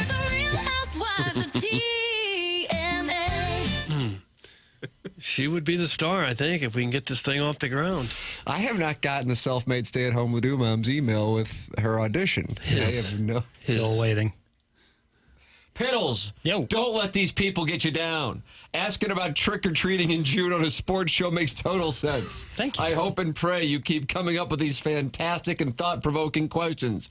With that being said, I've got a name request. I'd like it to be Little Piddles 7-iron, short yet reliable. Not bad. It's a good You showed your work well. Handy club to have in the bag. Yeah, but unfortunately, I cannot open up the books per se on name changes. We'll have to wait until the first week of July. Although I don't know how it's going to work for you. We'll figure it out. I might give an extended window in July, given the holiday and all that. Any club that's reliable is nice to have in the bag. 100%. Because you're going to face all kinds of distance. I'll say it again. It doesn't matter how far it goes. It's how close it gets to the hole. This guy's a big shot dispersion guy. Yeah, tighten that up, and then we can worry about distance. Although I need both. Boy, I took it again from my 7-year-old. He wasn't pleased with the... There was the parent-child tournament yesterday at Family Golf and Learning Center. And Doug, we won last month. And for my son's sake, I was thrilled that he got to experience that. It's the first thing I've won also in 48 years on this earth athletically. It's been a letdown, to be real transparent with the audience. I mean, at the same time, getting cut from the freshman football, freshman basketball, and freshman baseball team is somewhat of an athletic achievement, just in that football's a no-cut sport, so to do it. It especially hurts to get cut from a no-cut sport.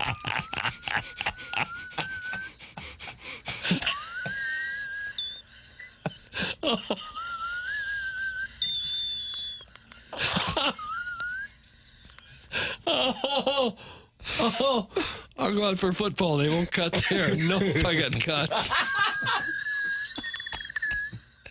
Were you the only one on the team to get cut? There was me and some other guy when I showed up.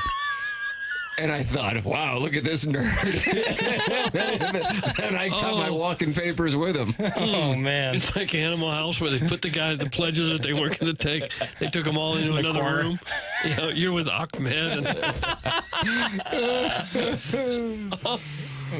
So, winning the parent-child golf tournament at Family Golf last May, highlight of my athletic career. However, what that does now is it sets the stage for my son to expect he shows up at every tournament and he wins. And I don't know how, Doug, but on the challenging 107-yard third hole, which you have to carry, I don't know, about 50 yards to get it over the water, I was unable to do so and went in the water, and I got a stare down from my 7-year-old playing partner. And our pairing, we spiraled. And the next thing you know, it was like the U.S. at Medina in the Ryder Cup. All hell broke loose, and we were not able to defend the strap.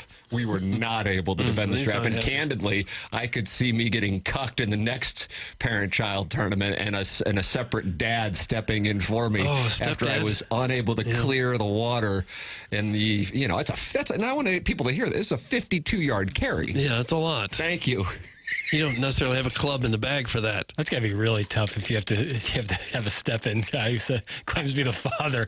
Like some guy in a bald cap comes out. But when you get cut from a no-cut sport, do they just say, no, just no?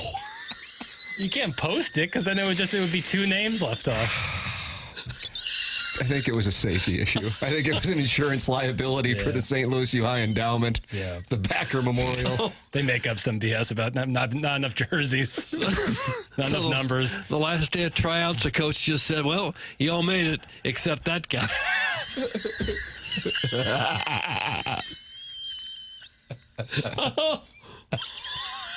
I could see how that could stick with you for... Probably the first week of school, too. Yeah. It was a bad start. I'm just some hoodlum from the south side. Right. And I'm like, I'll get to know some people because very few people from my neighborhood are going there at the time. And I'm like, I'll get to know some people. No, I'll get cut. Oh, man. Welcome to high school. Welcome to high school. No cut sport, except for you.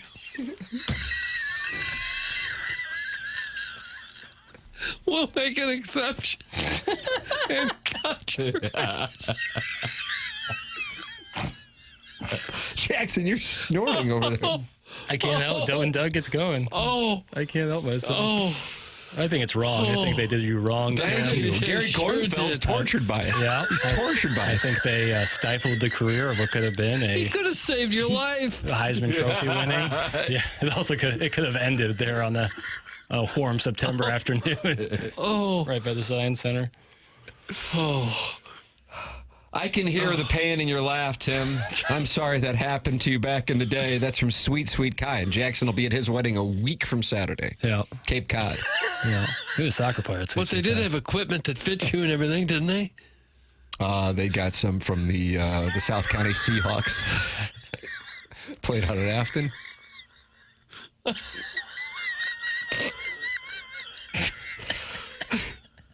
Who's wheezing in there? Vaughn. I've heard that story a few times. It gets me every time. It has. This has resulted in a giggle fit before. It's kind of the easiest thing that gets you going. It's a go-to. It really is. When in doubt, go to the classics. It's my credo. Penny saved, penny earned. This is crazy. This is crazy. This is crazy. He's going to have a library after the segment. You're going to need to get the hell out of here, Doug. Or else it's going to be a make-good for UWD. The program is called TMA. It is presented to you by Brown and Crouppen on 101 ESPN.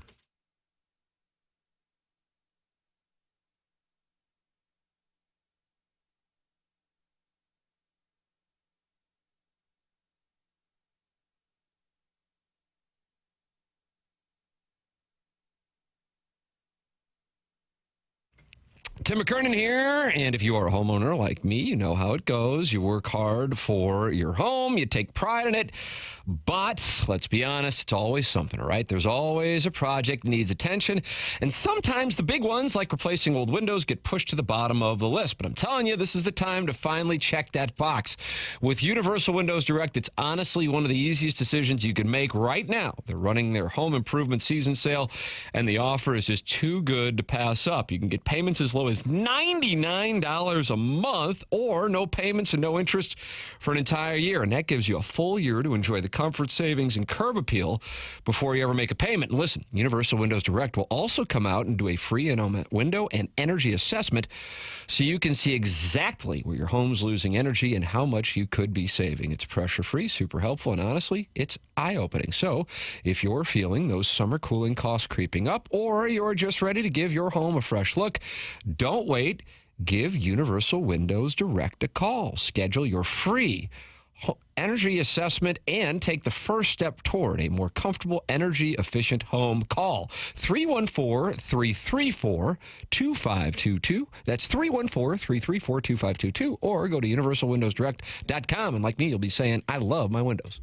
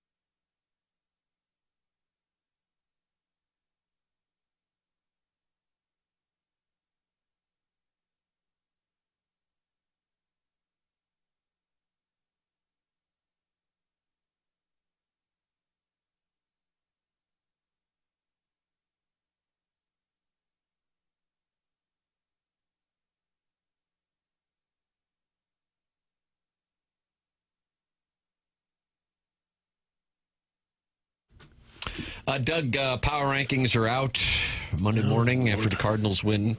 Okay. 2 out of 3 from the defending world champion Dodgers. Would you like to take a guess as to where the Cardinals are? Well, I would say they'd be about 9 or 10. I'll say 9. No, I'm sorry. Okay. 10? Yes. All right. That seems about right, maybe. They dropped a spot from last week. Okay. Well. Who do you think's number one? Oh, for heaven's sake. How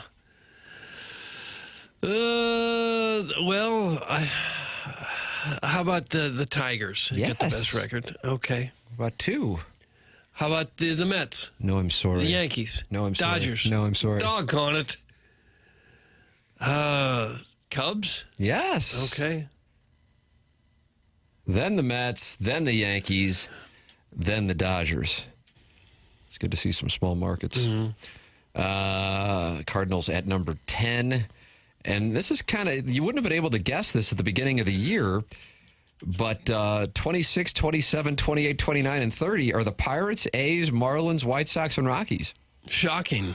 Stunning. And then you wouldn't have been able to guess the top 5 at the beginning of the year. Baseball economics. Shut it down after 2026. Shut it down. Rockies have cobbled together another nice little 3-game losing streak. The Phillies have fallen apart. They Bryce got off to such Harper's a good out. start. Yeah. Southside Seamen don't know what to do. I've got Jordan Alvarez, IL. Bryce Harper, IL. Jordan Westberg, IL. Mm-hmm. The Prime Minister is interested in My firing. team is so horrible. It's hard not to give up. It's just terrible. Everyone's having a whole year. I had one day where I was like 1 for 34 at the plate. You faced some good pitching. No, I did not face good pitching. I just got bad heating. I've never had a team this bad. I mean, it's just hot ass. Jackson withdrew from the league because his team was so bad. Year in, year out. And when you got 16 teams in the league, there's nothing in the free agent pool. Unlike some of these ham and egg owners, I know when my time is up. Yeah. And I know when to relinquish ownership. Fold your cards and go on home. I don't have the stomach for it. Yeah. Jackson's out. It sounds like Doug's thinking about it too. Once Spencer Strider went out last year before even throwing a pitch, I was like, that's it. I'm out. It was ridiculous. Email in the morning after at InsideSTL.com for the Design Air Heating and Cooling email today. That is coming up. BK and Ferrari at 11 o'clock. The program's called TMA. It's presented by Brown and Crouppen on 101 ESPN and the TMA STL YouTube channel.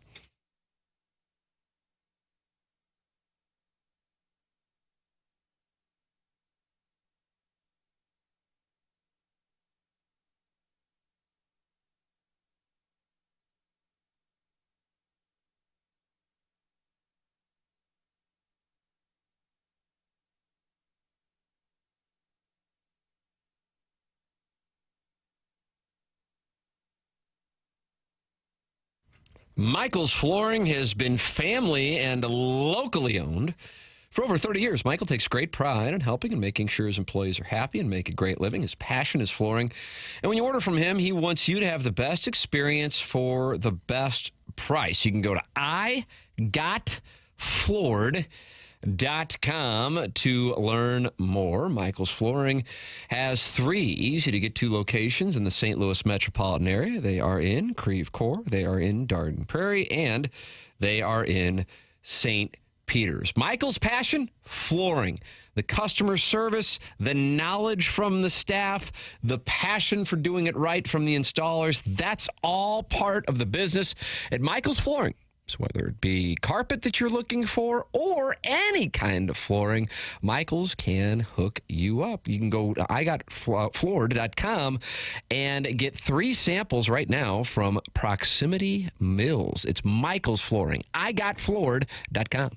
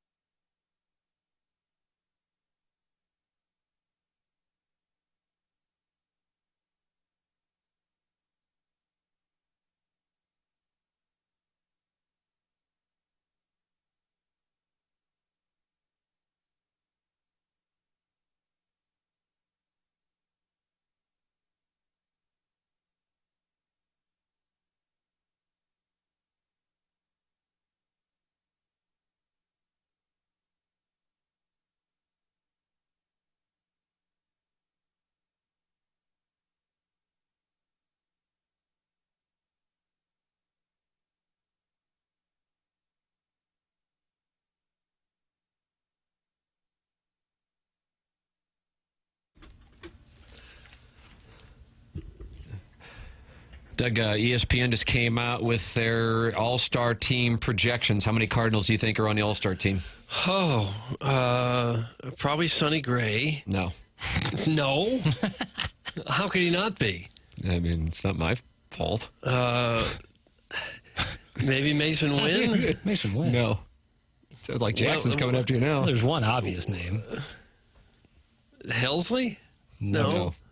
An obvious name? This boy is scrappy. Donovan? Yeah. That's correct. Oh. He's like the best second baseman in baseball right now. You think? I guess he'd be up he's there. not the starter. Really? Marte. Okay. Yeah. I'd still give it And to it's Donovan. Sonny Gray not making the team. That's correct. Okay, I don't like that. Brendan Donovan, the only Cardinal on the All-Star team. Jose Barrio left out. He was. Your starters, Zach Wheeler, Mackenzie Gore, Logan Webb, Robbie Ray, Kota Senga, Chris Sale, Yoshinobu Yamamoto, Freddie Peralta, Robert Suarez, Edwin Diaz, Randy Rodriguez. Doug, no Sonny Gray. Yeah, and for wrong. the record, your starter for the game is Paul Skeens. Okay. I mean, it makes sense. So if Sonny can keep up what he's done over the last 4 starts, kind of ever since that Philly up, then I think he can make a run, but he had a couple bad starts. I have no upside in this, but it's a free $100 for either one of you. Okay. Name their projected starting outfield for the National League. No guesses. If you look, you will wind up at the bottom of the river. Oh. Can we do it as a team? Yeah, chop it up, 50-50. Sure. Projected. Did you say projected starters? Well, we know it's no Cardinals. Doug. Pete Crow Armstrong is for sure on. Yeah, the Pete Cubs Crow. center fielder. Give me Pete Crow in there. Got to put you on the clock, too. Oh, I don't like clocks. Tatis? How about I'm Corbin sorry. Carroll of Arizona? It's a shame Jackson ruined it for you because I can't give you the answer, and then you get Right. Well, do we get Carroll and Pete Crow? Carroll and Pete Crow Armstrong. Okay. All right, I feel pretty good about that, Doug. And you want to fire a bullet? On the right. $100 is off the table now, but Price this is the one where I felt like you weren't going to get it, but maybe Is Schwarber an outfielder? Nope. Is he Thinking NL East, the Braves have been bad. can we have initials now? JW. Jimmy Williams? He used to Who does manage he the play Blue for? Jays, and now Yeah. he's an outfielder. Jason Worth, still putting in work. Oh, yeah. No, I think he owns racehorse horses. owner. I think he does too. JW. Jared Wacker? I didn't realize he was having a good year. Jason Williams, White Chocolate. James Wood. Oh, James yeah. Woods, Of the Nets. Casino. Yeah. What was Sharon Stone still doing with him? In Casino. Sharon Stone is dating James Woods? Well, in Casino she was. Yeah, Lester. Lester, Give it the yeah. name Lester. Real Sam Ace scumbag. Rothstein got sideways with him. Was that not the biggest red flag that this woman you're courting and you're super rich is dealing with James Woods, Lester? I mean, in the 1970s, the red flags were a lot more obvious. Now it's just Instagram thirst traps. Well, he met her while she was stealing from a craps table. Bigger red flag, stealing from a craps table or begging for attention on social media. Some could say the same thing. Wouldn't you be afraid you'd have your legs cut off if you stole at a casino? I wouldn't mess with Sam Ace Rothstein. No, or Don anyone Rickles. else. Yeah, that Don Rickles There's ran a hell of a cameras pit. everywhere and henchmen galore. Head in the vice. And Brian Henshin covering the Fever and the Pacers. Did he email in for the Design Air Heating and Cooling email today? Find out next. This is TMA 101 ESPN.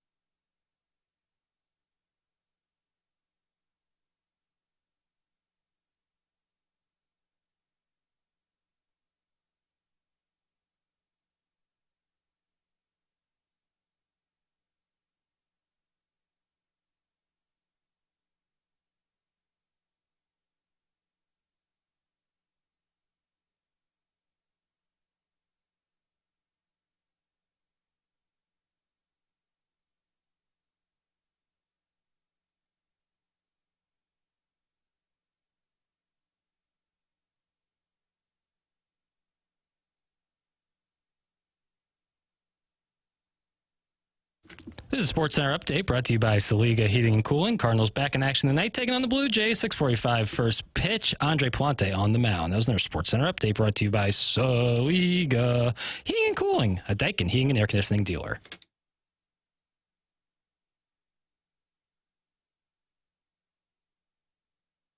Time for the Design Air Heating and Cooling email of the day, and it's a Jackie Papers filter day. Is the filter different with Jackson than with Chairman Kurt, who had a sound story responsibility that took him out from the program earlier today? You can always email in the morning after at InsideSTL.com. Once your email read on QFTA, the Tim McKernan Show podcast, email me at TMCKERNAN at InsideSTL.com. And hate mail is welcomed if not encouraged. He stood tall. He stood proud. He stood in front of his peers with a sly smile, like he was in on a joke no one else knew. Trains, he said. Trains are the heartbeat of America. The seniors in his class leaned in close to hear this great orator work his craft. Trains, he repeated with a grin, thinking to himself, they're eating out of my hand. Trains are strong and tough, stronger than a really big truck. Classroom of upperclassmen oohed and ah. The prom queen swooned. This was a master at work. As he took his seat after a loud round of applause from the class, and especially the head cheerleader, he pronounced loudly to the class, and that's why we tell jokes on Halloween, folks. What a legend. That's from Cucky the Dwarf. Hell yeah. Cucky the Dwarf. Once in your life, you find him. Someone that turns your heart around. And the next thing you know, Doug and I are closing the town. Wake up and it's still with you, even though Doug left me cross town, wondering to myself, hey, what have I found? When you get caught between the moon and Crestwood City, I know it's crazy, but it's true. When you get caught between the moon and Crestwood City, the best thing that we did was fall in love. Remember that time, Doug? Papa. No. It's from the 830 Recreator. Was that a take on Arthur's theme by Christopher Cross? 830 Recreator. Oh, yeah. I was lost, but now I'm found. Pacers 107, Thunder 123.